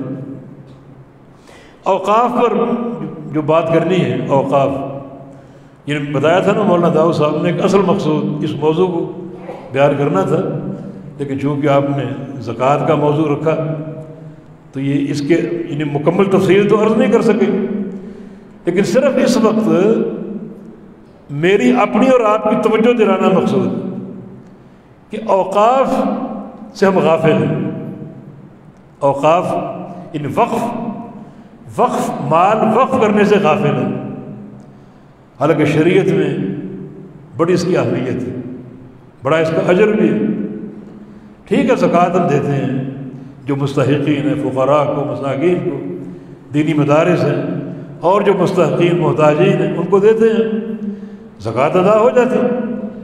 لیکن اگر ہم کچھ حصہ وقف کے لیے نکالیں، وقف کیا ہے؟ وقف کا لغوی معنی ہے حبس، روکنا۔ اصطلاح میں اس کی تعریفیں بہت سی ہیں، اور ایک تعریف بڑی مختصر سی ہے جو یاد رہے گی طلباء کو، بچوں کو، وہ ہے تحبیس الاصل و تثبیت المنفع۔ تحبیس الاصل و تثبیت المنفع، کہ ایک چیز کے اصل کو روک کے رکھنا اور جو اس کا نفع ہے جو آتا رہے گا اس کو خرچ کرنا بطور زکوٰۃ، بطور مال۔ اس کی صورت کیا ہے؟ مثلا ایک زمین آپ نے دے دی، کسی ادارے کو دے دی، بھائی یہ 5 ایکڑ زمین میں آپ کو دیتا ہوں، ادا کر دیں، یہ وقف ہے، وقف کر دیں۔ وقف کا حکم یہ ہے کہ نہ اس کو پھر تبدیل کر سکتے ہیں، نہ کسی کو ہبہ کر سکتے، نہ اس کا کوئی وارث ہو سکتا۔ کسی کو آپ نے دے دی، کسی ادارے کو دے دی، گورنمنٹ کو دے دی، وقفی صورت ہے۔ اب یہ زمین رکی رہے گی آپ کے لیے، یہ آپ کی زمین ہے، وقف کر دی آپ نے، اس میں آپ کا حصہ اب نہیں ہے، مگر یہ زمین اب بیچی نہیں جا سکتی، برقرار رہے گی، اور سال بہ سال جو اس کی آمدنی ہے، آمدنی کیا ہے؟ مثلا کھیتی باڑی، کھیتیاں پیدا ہو رہی، اناج یا باغ یا پھل پیدا ہو رہے، یا وہ زمین رینٹ پر دے دی، کرایہ آ رہا ہے، وہ کرایہ سارا اس ادارے کو جا رہا ہے۔ اب یہ سال ہر سال چلتا ہے، جب تک زمین باقی، زمین تو ختم نہیں ہوتی، ہو سکتا ہے یہ سلسلہ قیامت تک چلتا رہے۔ تو دیکھیں ایک مسئلہ وقف کا کتنا اجر کا باعث ہے، کتنا اجر کا باعث ہے کہ زمین آپ نے دے دی، اب وہ زمین اصلاً محفوظ ہے، نہ وہ منتقل ہو سکتی ہے، نہ اس کا کوئی وارث ہو سکتا ہے، نہ اس کی تبدیلی جائز ہے، نہ اس کو واپس لوٹا سکتے ہیں آپ، اب وہ چلی گئی، اب وہ اصل اس کا بند ہو گیا، محفوظ ہو گیا۔ جو منفعت ہے اس کا کرایہ، اس کی آمدنی، یا جو بھی اناج پیدا ہوتا ہے سال میں آ رہا ہے یا 6 مہینے میں آ رہا ہے، وہ اس ادارے کو جا رہا ہے۔ تو یہ معاملہ 100 سال 200 سال بلکہ صدیوں چل سکتا ہے۔ تو اس سے آپ اندازہ کریں کہ وقف کتنی اہمیت ہے اور کتنا اس میں اجر ہے۔ اللہ تعالیٰ کا فرمان لن تنالوا البر حتى تنفقوا مما تحبون، اس وقت تک تم نیکی کو نہیں پہنچ سکتے جب تک تم وہ چیز خرچ نہ کرو کہ تمہیں محبوب پسند ہے۔ جو مال تمہیں پسند ہے اس مال میں سے جب تک خرچ نہیں کرو گے تم نیکی کو نہیں پہنچ سکتے۔ آیت کریمہ اتری، اس آیت سے ایک صحابی کا فہم، اور فہم اللہ کے نبی کے سامنے بھی آیا اور آپ نے اس کی تردید نہیں کی۔ ایک صحابی ابو طلحہ انصاری رضی اللہ عنہ، بہت بڑے تاجر تھے، ان کا ایک باغ تھا بیروحا نامی، بیروحا۔ یہ آیت سنی انہوں نے، اپنی بیوی کے پاس آئے کہ اللہ تعالیٰ نے حکم دیا کہ اپنی محبوب چیز خرچ کرو، اور میرا سب سے محبوب مال یہ باغ ہے بیروحا۔ بڑا ایک تاریخی اور مثالی باغ، پرندہ داخل ہو جاتا اس کو نکلنے کا راستہ نہیں ملتا تھا، اتنا گھنا۔ تو یہ میں اللہ کو دیتا ہوں۔ یعنی انہوں نے اس آیت سے جو ایک فہم نکالا، وہ وقفہ نکالا کہ یہ باغ میں دے دیتا ہوں، اس کا اصل محفوظ رہے گا، منفعت اس کی خرچ ہوتی رہے گی، سال ہر سال خرچ ہوتی رہے گی، جب تک یہ باغ قائم ہے، اس کی فصل، اس کے پھل غرباء میں، مساکین میں، مستحقین میں، مدارس میں تقسیم ہوتی رہے گی۔ تو یہ نیکی پھر فوراً ختم نہیں ہوتی، بلکہ اس کی منفعت ایک عرصے تک قائم رہتے. میں آپ کو مثال دیتا ہوں. سیدنا عثمان غنی رضی اللہ عنہ جب نبی علیہ السلام مدینہ آئے، مدینے میں پانی کی شکایت تھی. یہودی خبیث بڑے بھاری قیمت میں پانی بیچتے تھے، تنگی میں تھے مسلمان. یعنی ویسے ہی کمی تھی، تنگی تھی پیسوں کی، اور اس پر مستضاد پانی بھی خرید کر پینا پڑتا. نبی علیہ السلام نے اس تکلیف کو محسوس کی. بیت المال میں غربت تھی. آپ نے ایک دفعہ اعلان کیا کہ میں اشتری بئر روما، کہ یہ بئر روما کون خریدتا؟ کون خریدتا؟ بس اس میں ایک شرط ہے، یجعل دلوہ کا دلائل المسلمین، خرید کر اس کو اپنی ملکیت نہ بنا لیں، بلکہ اپنا ڈول اس میں مسلمانوں کے ڈول کی طرح رکھے. جیسے مسلمان پانی بھرتے ہیں وہ بھی بھرے، لائن میں لگتے وہ بھی لائن میں لگے. اپنا حق نہ جتائے کہ میں نے خریدا اس کو مجھے پہلے بھرنے دو، نہیں، اس کا ڈول مسلمانوں کے ڈول کی طرح، ملکیت نہ ہو، اور وہ وقف کر دے، منع دے دے، وہ بھول جائے وہ کون ہے. اور میں وعدہ کرتا ہوں جنت کا، اس کو جنت میں اس سے بہتر ملے گا. عثمان غنی فرماتے ہیں کہ مکہ سے جب نکلے ہم تو تاجر تھے، مال لے کر آئے، اس مال سے تجارت کرنی تھی. اللہ کے نبی کا فرمان آ گیا، فرماتے ہیں کہ فاشتریتھا بصلب مالی، اپنے اصل زر سے میں نے وہ کنواں خریدا. بعض روایتوں میں 40,000 درہم، 40,000 درہم، منہ مانگی قیمت تھی. جنت حاصل کر، جنت کے شوقین تھے، جنت کے مشتاقین تھے. اصل زر سے، یعنی جس مال کو میں نے لگانا تھا کاروبار میں، پھر اس کی منفعت اور پروفٹ سے میں نے آگے کام کرنے تھے، تو اصل مال میں نے خرچ کر دیا، 40,000 درہم دیے، اور صلب مال اصل زر سے میں نے وہ کنواں خریدا اور وقف کر دیا. اس طرح وقف کیا کہ اپنا ڈول میں نے مسلمانوں کے ڈول کی طرف رکھا، نہ اس کی ملکیت رکھی، نہ کبھی اپنا حق جتایا. اس دن بھی نہیں جتایا جس دن باغیوں نے آپ کو پیاسا مارا، پیاسا رکھا، کئی دن آپ کو پانی نہیں دیا. ایک جملہ تک نہیں کہا کہ ظالمو اس کنویں سے پانی پلا دو جو میں نے خود خریدا تھا. نہیں، بھول گئے. یہ اب جنت کے وعدے ہو چکے ہیں، اب اس میرا کوئی حق نہیں. عثمان غنی رضی اللہ، یہ وقف، یہ وقف. اور وہ کنواں آج تک موجود ہے. کتنی صدیاں گزر گئی، آج تک موجود ہے. یعنی گورنمنٹ سعودی نے بند کیا ہوا ہے، کیونکہ لوگ ہمارے بدعقیدہ لوگ وہاں جا کر بڑی عجیب حرکتیں کرتے تھے. اس میں اترنا، پانی لینا، پینے کی کوشش کرنا، اور اس سے تبرک، اور اپنی ہاتھوں کو ملنا اور اپنی چھاتی کو ملنا، طرح طرح کی شرکیات اور بدع امور انجام دیتے. شریعت نے، سعودی گورنمنٹ نے رستہ بند کر دی، لیکن پانی موجود. اب تک وہ کنواں وزارت زراعت کے پاس ہے، جو زراعت کی وزارت ہے ان کے پاس اب تک وہ کنواں موجود، اور اب تک وہ اطراف کے باغات کو سیراب کر رہے ہیں. یعنی اصل موجود ہے، کنواں موجود ہے، اس کی منفعت صدیوں سے چل رہی ہے، صدیوں سے. نفع اس کا اب تک موجود ہے، اور کب تک رہے اللہ بہتر جانتا ہے. یہ وقف کا فائدہ ہے کہ اس کی منفعت ایک وقتی نہیں ہوتی بلکہ سال ہر سال چل سکتی. تو اس طرح کے اگر پروگرام ہو، چند افراد یا ایک فرد یا 2 افراد یا 10 افراد مل کر کوئی پراپرٹی لے، بھئی ادارے کے نام وقف ہے، اس کا اصل محفوظ ہے، اس کا کوئی مالک نہیں ہے، نہ اس کو کوئی وارث ہے، نہ کسی کو ہبہ کی جا سکتی، نہ اس کی کوئی تبدیلی ہو سکتی. بس یہ ختم، یہ محبوس ہے اس مقصد کے لیے. اور اس کی جو منفعت جو کئی سال چل سکتی ہے، کئی صدیاں چل سکتی ہے، وہ کام آئے گی تعلیم کے، تعلم کے، قرآن پاک پڑھانے کے اور احادیث پڑھانے کے وغیرہ وغیرہ. تو یہ وقف اس کی طرف کیوں نہیں دھیان دیتے؟ سیدنا جابر کا قول ہے، ما من احد من اصحاب رسول اللہ الا وقف. پیغمبر علیہ السلام کے صحابہ میں سے کوئی ایسی صحابی نہیں جس نے کوئی وقف نہ کیا، کوئی مال وقف نہ کیا ہو کہ یہ مال ہمارا قبول کر لو بطور وقف، بطور اوقاف کے، جس کے اصل پر کسی کا حق نہیں ہے، اور اس کی منفعت تقسیم کی جائے گی ایک مدتوں، ایک عرصے کے لیے. تو اس وقت مقصود اس کے احکام بیان کرنا نہیں، وہ کچھ اشارے ہم نے دے دیے، مقصود یہ کہ اس کو ہم کیوں فراموش کیے بیٹھے وقف کے معاملے کو۔ نبی اسلام کی حدیث ہے یہ وقف چھوٹا بھی ہو سکتا ہے، فرمایا کہ تسعۃ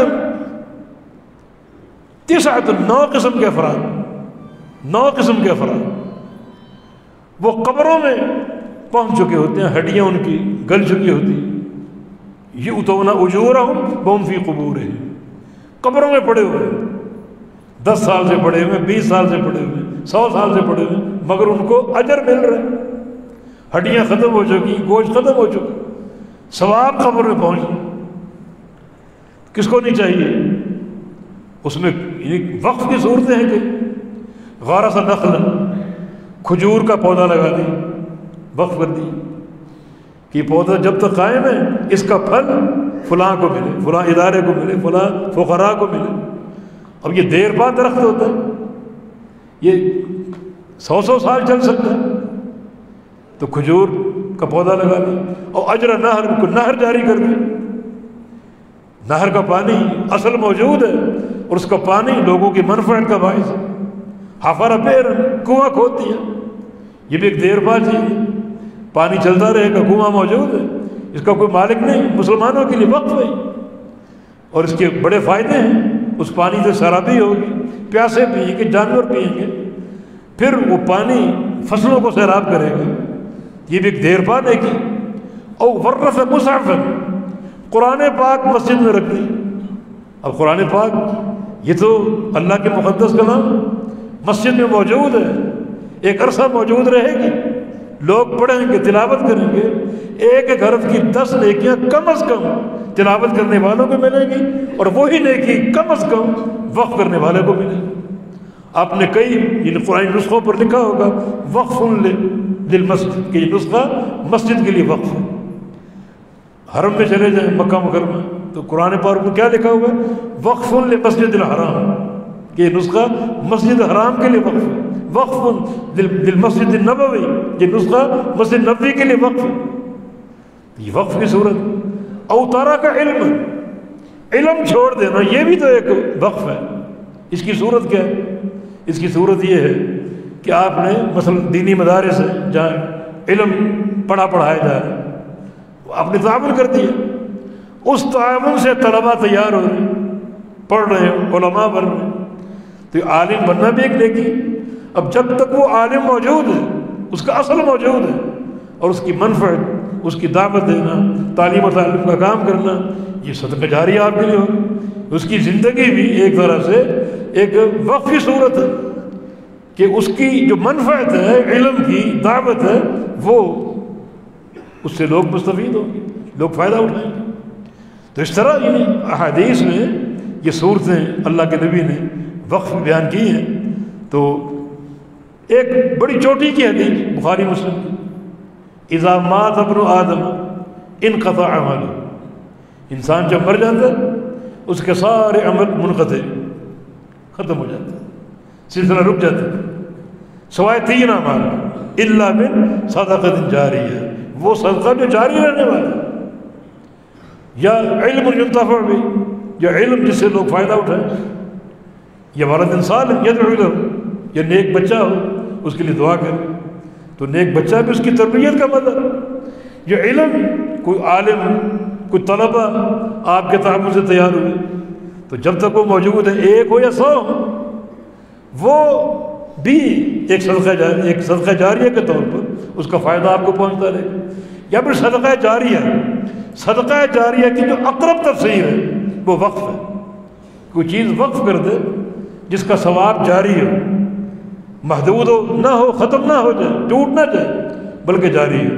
تو یہ حدیث تو صحیح بخاری مسلم کی حدیث ہے، اور مسئلہ وقف میں اس کی ایک اصل کی حیثیت علماء نے اس سے بطور اصل کا استدلال کیا کہ صدقہ جاریہ ایک ایسا عمل ہے جو جاری رہے گا، جس کا ثواب قائم رہے گا، اور یہ وقف کی ایک صورت ہے، وقف کی ایک شکل ہے۔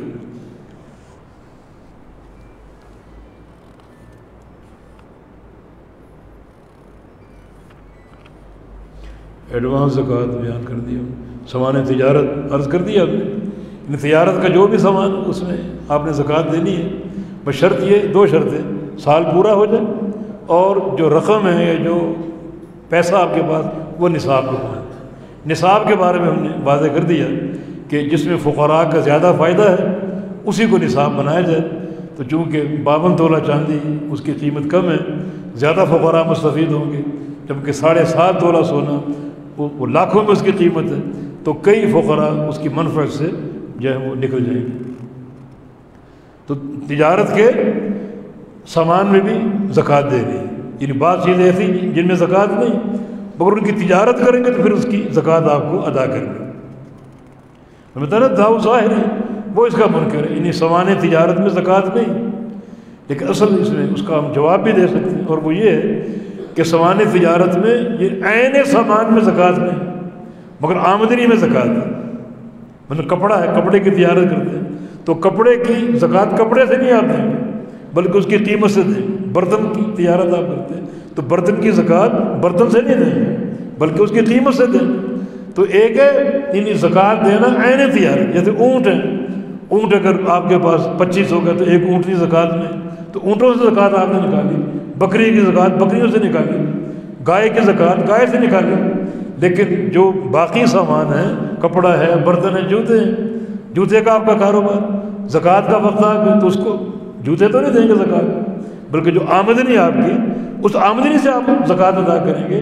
تو داؤ ظاہری کو محدثین نے جواب دیا کہ جو آپ انکار کر رہے ہیں عروض تجارت کا کہ تجارتی سامان میں زکوٰۃ نہیں ہے، زکوٰۃ نہیں ہے واقعتاً عین سامان، لیکن جو آمدنی اور اس کی منفعت ہے اس میں زکوٰۃ آپ نے دینی۔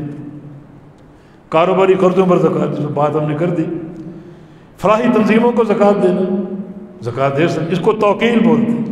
ایک ہے زکوٰۃ اپنے ہاتھ سے دینا اور ایک ہے کسی کو دے دینا، اپنا وکیل مقرر کر دینا کہ یہ میری زکوٰۃ ہے، اس کو مستحقین میں آپ بانٹ دیں۔ بعض حالات میں افضل ہے، اگر مستحقین کو آپ نہیں جانتے اور جس کو دے رہے ہیں وہ جانتا ہے اچھی طرح کون مستحق ہے تو اس کو آپ دے سکتے ہیں، بس شرط یہ ہے کہ اس کی امانت کا یقین ہو، وہ خائن نہ ہو۔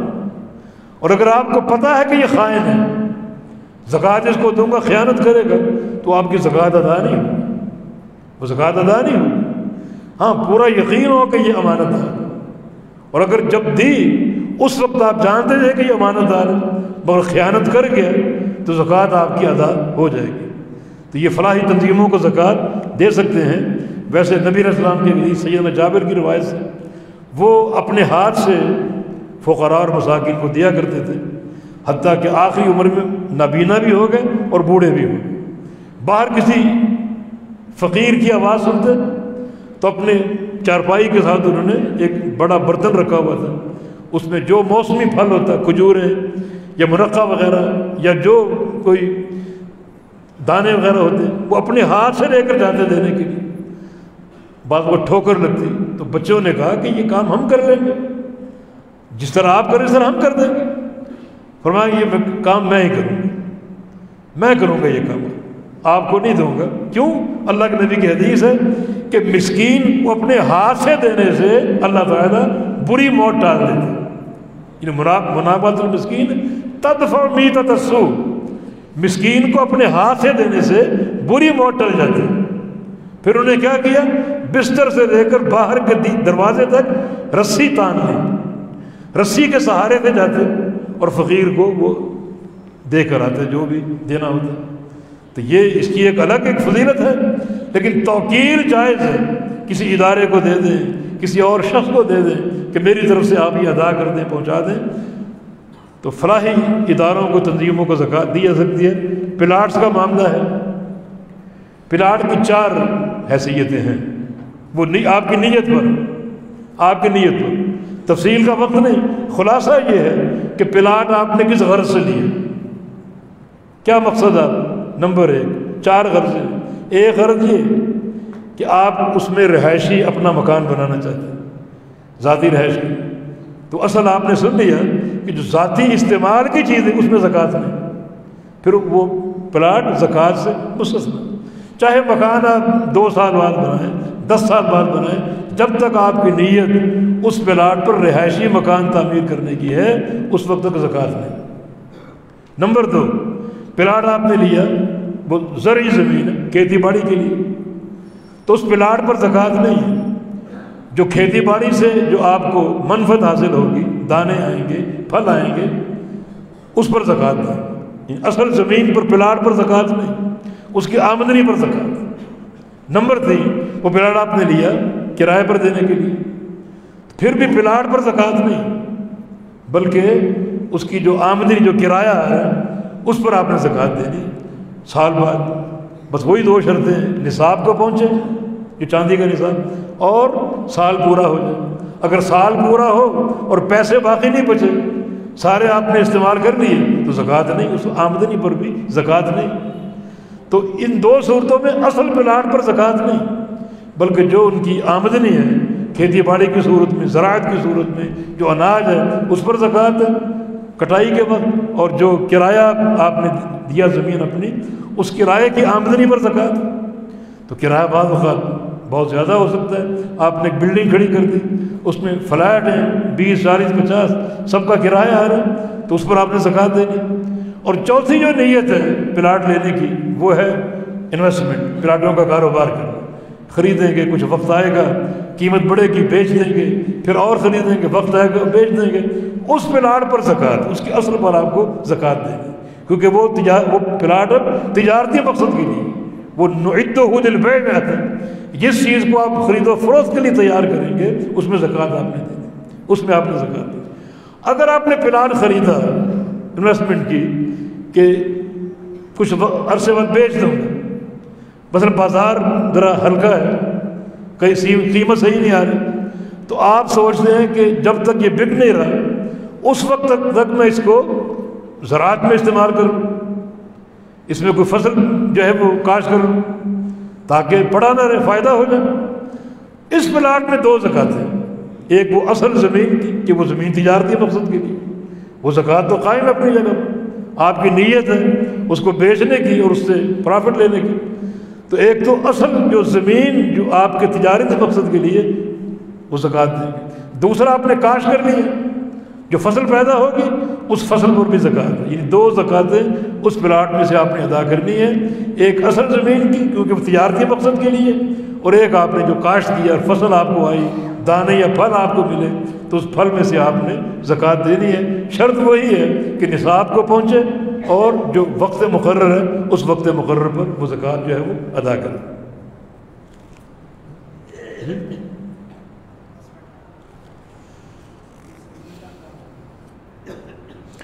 فیس بھی لمبا ہے، اس کو دیا الگ پروگرام کروں، فیس بھی پر کروں گا تو عشاء تک جان چھوٹے گی۔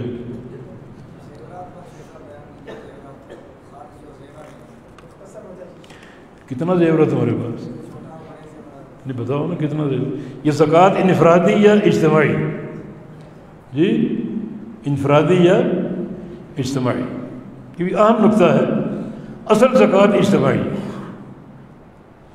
وقت کا حاکم زکوٰۃ وصول کرے گا۔ رسول اللہ صلی اللہ علیہ وسلم نے، رسول اللہ علیہ وسلم کو اللہ نے حکم دیا کہ خذ من اموالہم صدقۃ، ان سب کے مال سے زکوٰۃ آپ وصول کریں بیت المال کے لیے، یعنی سب نے زکوٰۃ کس کو دینی؟ بیت المال کو۔ تو مانا زکوٰۃ ایک اجتماعی چیز، اجتماعی عبادت ہے۔ پھر جو ولی الامر ہے یا بیت المال کا جو بھی حاکم یا ولی ہے، وہ پھر اپنی ثوابدید پر مشاورت سے بھی اس کو آگے تقسیم کرے گا، اس کے مصارف آگے رکھے گا۔ تو اصل یہ ایک اجتماعی عمل ہے، اسی میں برکت بھی ہے۔ ابوبکر صدیق رضی اللہ عنہ نے کیا فرمایا تھا؟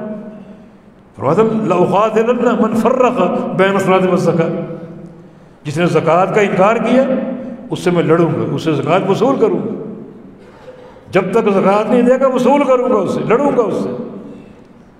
اور جہاں تک فرمایا کہ لو منعونی اقالا لأقاتلنہم، اگر زکوٰۃ کی اونٹنی دے دی، زکوٰۃ میں اونٹ دے دیا، رسی روک لی جس سے اونٹ باندھا جاتا ہے، تو رسی کے وصول کرنے پر بھی لڑوں گا ان سے، رسی کے وصول کرنے پر بھی قتال کروں گا۔ وصول کرنے والا کون ہے؟ وقت کا خلیفہ بیت المال کے لیے۔ تو مانا زکوٰۃ ایک اجتماعی عبادت ہے، اور اہمیت بھی واضح ہو گئی ایک بندے نے اونٹ تک دے دیا، جس رسی سے باندھتا وہ نہیں دی، حالانکہ زکوٰۃ تو دے دی اس نے، لیکن کتنا یہ زکوٰۃ کا معاملہ کس قدر دیانت پر اور امانت پر قائم ہے، ایک ایک پیسے کا حساب۔ اللہ کے بندو قیامت کے دن اللہ تعالیٰ سے تمہارا مال چھپا ہوا نہیں ہے، کتنا مال تم نے کمایا اپنی زندگی میں، ایک ایک پیسہ اللہ جانتا ہے۔ اب اس کی زکوٰۃ کا حساب نکالو، گن کر حساب لیا جائے، نمازیں کتنی بنتی ہیں گن کر حساب لیا جائے، روزے کتنے بنتے ہیں روزے گن کر حساب لیا جائے، اس طرح زکوٰۃ کتنی بنتی ہے زکوٰۃ کا ایک ایک پیسہ شمار کیا جائے کہ مال تو اتنا تھا، زکوٰۃ کم کیوں ہے؟ بندہ پھنس گیا، اب کون سی چیز بچائے گی اس کو، کیسے کامیاب ہوگا؟ پوری زکوٰۃ ادا کر۔ سیدنا ابوبکر صدیق کی یہ بات بڑی ایک حکیمانہ بات ہے، تاکہ بندے اس تہمت سے نکل آئیں جو قیامت کے دن حاصل ہو، اس بدنامی سے نکل آئیں اور اس عذاب سے نکل آئیں جو قیامت کے دن لاحق ہوگا، کہ رسی تک وصول کرو۔ اور یہ ایک قوت ہے امیر المومنین کی، وہ بیعت کا مستحق ہے، وہ بیعت کا مستحق ہے۔ آج بہت سے لوگ اپنی بیعتیں کروا رہے ہیں، بیعتیں لے رہے ہیں، تصوف کی بیعت، خود ساختہ جماعت کی بیعت، یہ ساری بیعتیں بدعت ہیں۔ بیعت ولی الامر کی، امیر المومنین کی ہے، یا بیعت میدان جہاد میں جہاد کے کمانڈر کی ہے، تیسری کوئی صورت نہیں۔ یا وقت کے حاکم کی بیعت وہ خود لے، یا اپنی بیعت لینے پر کسی کو مامور کر دے کہ تم فلاں علاقے میں جاؤ اور میری طرف سے بیعت لے کر آؤ، فلاں بستی میں جاؤ اور میری طرف سے بیعت لے کر آؤ۔ یہ جو بیعت جس کی کرنی اس کی قوت ہے۔ ان آخذ مالک بجالت ظہرک، اس کے دونوں معامل ہیں۔ جو وقت کا حاکم ہے جس کی آپ نے بیعت کرنی ہے، وہ دو کام تو کر سکتا ہو، آپ کا مال وصول کر سکتا ہو، اتنی اس میں پاور ہو، ایک رسی روک لو وہ بھی وصول کرے آپ سے، لڑے اس پر، اور جالت ظہرک آپ کی پشت پر کوڑے مار سکتا ہو۔ اس مراد ظلم نہیں ہے، بلکہ اگر کسی بندے نے شراب پی اس کو کوڑے مارنے پر وہ قادر ہو، کسی بندے نے چوری کی اس کا ہاتھ کاٹنے پر قادر ہو، کسی بندے سے زنا کا ارتکاب ہوا اس کو رجم کرنے پر قادر ہو۔ یہ جو لوگ بیعتیں لے رہے ہیں اپنی ان سے پوچھو، کیا تم زانی کو سنسار کر سکتے ہو، رجم کر سکتے ہو، شرابی کو کوڑے مار سکتے ہو، کسی چور کا ہاتھ کاٹ سکتے ہو؟ یہ تو نظام کے اندر نظام ہے۔ تو یہ لوگ بات آ جائیں، ان جماعتوں کی تاسیس جو ہے وہ ایک بدعت اور باطل امر پر، بیعت ولی الامر کی ہے، یا میدان جہاد میں جو جہاد کا کمانڈر یا جہاد کا جو بھی ایک نمائندہ ہے اس کی آپ جہاد پر بیعت کر سکتے ہیں بس۔ تو اس طرح ابوبکر صدیق رضی اللہ عنہ ان کی یہ استقامت زکوٰۃ کے مسئلے میں۔ علی بن مدینی کا قول ہے کہ دو شخص ایسے گزرے ہیں جن کا احسان پوری امت پر، ان دو افراد۔ ابوبکر صدیق کا احسان یوم الردہ، جب لوگ مرتد ہو رہے تھے اور زکوٰۃ کا انکار کر کے خروج اختیار کر رہے تھے، ابوبکر صدیق اکیلے ڈٹ گئے کہ میں لڑوں گا ان سے۔ امیر عمر تک آ گئے، کیسے لڑو گے، یہ کلمہ کو ہے؟ فرمایا کہ زکوٰۃ اسلام کا حق ہے، کلمے کی صحیح تکمیل کب ہوگی؟ جب زکوٰۃ دیں گے، لڑوں گا ان سے۔ امیر عمر فرماتے کہ اللہ تعالیٰ نے میرا سینہ بھی کھول دیا، پھر آہستہ صحابہ بھی سمجھ گئے۔ تو اکیلے ابوبکر صدیق کی استقامت یوم الردہ، پھر سب اس پر قائل ہوئے۔ اور دوسرا جو شخص جو مرد مجاہد امام اہل سنت امام احمد بن حنبل رحمہ اللہ، جب لوگوں نے قرآن کو مخلوق کہنا شروع کر دیا اور کلام الرحمن ہونے کا انکار کیا، صفت الرحمن ہونے کا انکار کیا، اکیلے امام احمد اس فتنے کے خلاف کھڑے ہوئے۔ تو ان کا قول علی بن مدینی کا، یہ دو افراد ایسے ہیں جن کا پوری امت پر احسان ہے، جنہوں نے ایک ایسے وقت میں استقامت کا مظاہرہ کیا اور ان کے اس مظاہرے سے حق اپنی اصل شکل میں قائم رہا، اور لوگ اس بات تک قائم رہے اور کوئی فرق پیدا نہ ہوا۔ اگر وہ بھی نہ ہوتے تو اللہ جانتا ہے پھر معاملہ کیا ہوتا، ان دو مسائل میں امت کا موقف کیا ہوتا، مگر ان کی استقامت امت کے کام آ۔ واللہ تعالی ولی التوفیق۔ بس 2-3 نقطے باقی ہیں انشاءاللہ۔ زکوٰۃ رمضان میں، لیکن رمضان شرط نہیں ہے، شرط سال پورا ہونا۔ جب سال پورا تب. لیکن اگر آپ اپنا سرکل ایسا بنا دیں کہ آپ زکوٰۃ رمضان میں نکالیں تو بنا سکتے ہیں. رمضان میں نیکی کا اجر ہے، کوئی اس میں حرج نہیں ہے. تو رمضان کا مہینہ زکوٰۃ کی شرط نہیں ہے، بلکہ سال پورا ہونا شرط ہے. لیکن سال پورا ہونے کا آپ ایسا سرکل بنا لیں کہ وہ رمضان میں پورا ہو تو اس کا آپ کو اختیار ہے. رمضان میں دیں. اس کے دو فائدے: ایک، رمضان میں اجر زیادہ ملے گا، عبادت کا اجر زیادہ ہے، نیکی کا اجر زیادہ ہے. دوسرا فائدہ یہ کہ یہ بات اب معروف ہو چکی ہے کہ رمضان میں لوگ آتے ہیں، مستحقین آتے ہیں اپنے علاقوں سے، مدارس کے نمائندے آتے ہیں، فقراء اور مساکین آتے ہیں. ایک ہجوم ہوتا ہے تو ادا کرنے میں آسانی ہوگی، ورنہ کس کس کو کہاں ہم تلاش کریں گے؟ سارے لوگ اکٹھے ہوں گے، آپ اپنی مرضی سے ان کا چناؤ کر کے ان کو زکوٰۃ دے سکتے ہیں. واللہ تعالی اعلم وصلی اللہ علی نبینا محمد وعلی آلہ وصحبہ واہل طاعتہ اجمعین. بارک اللہ فیکم.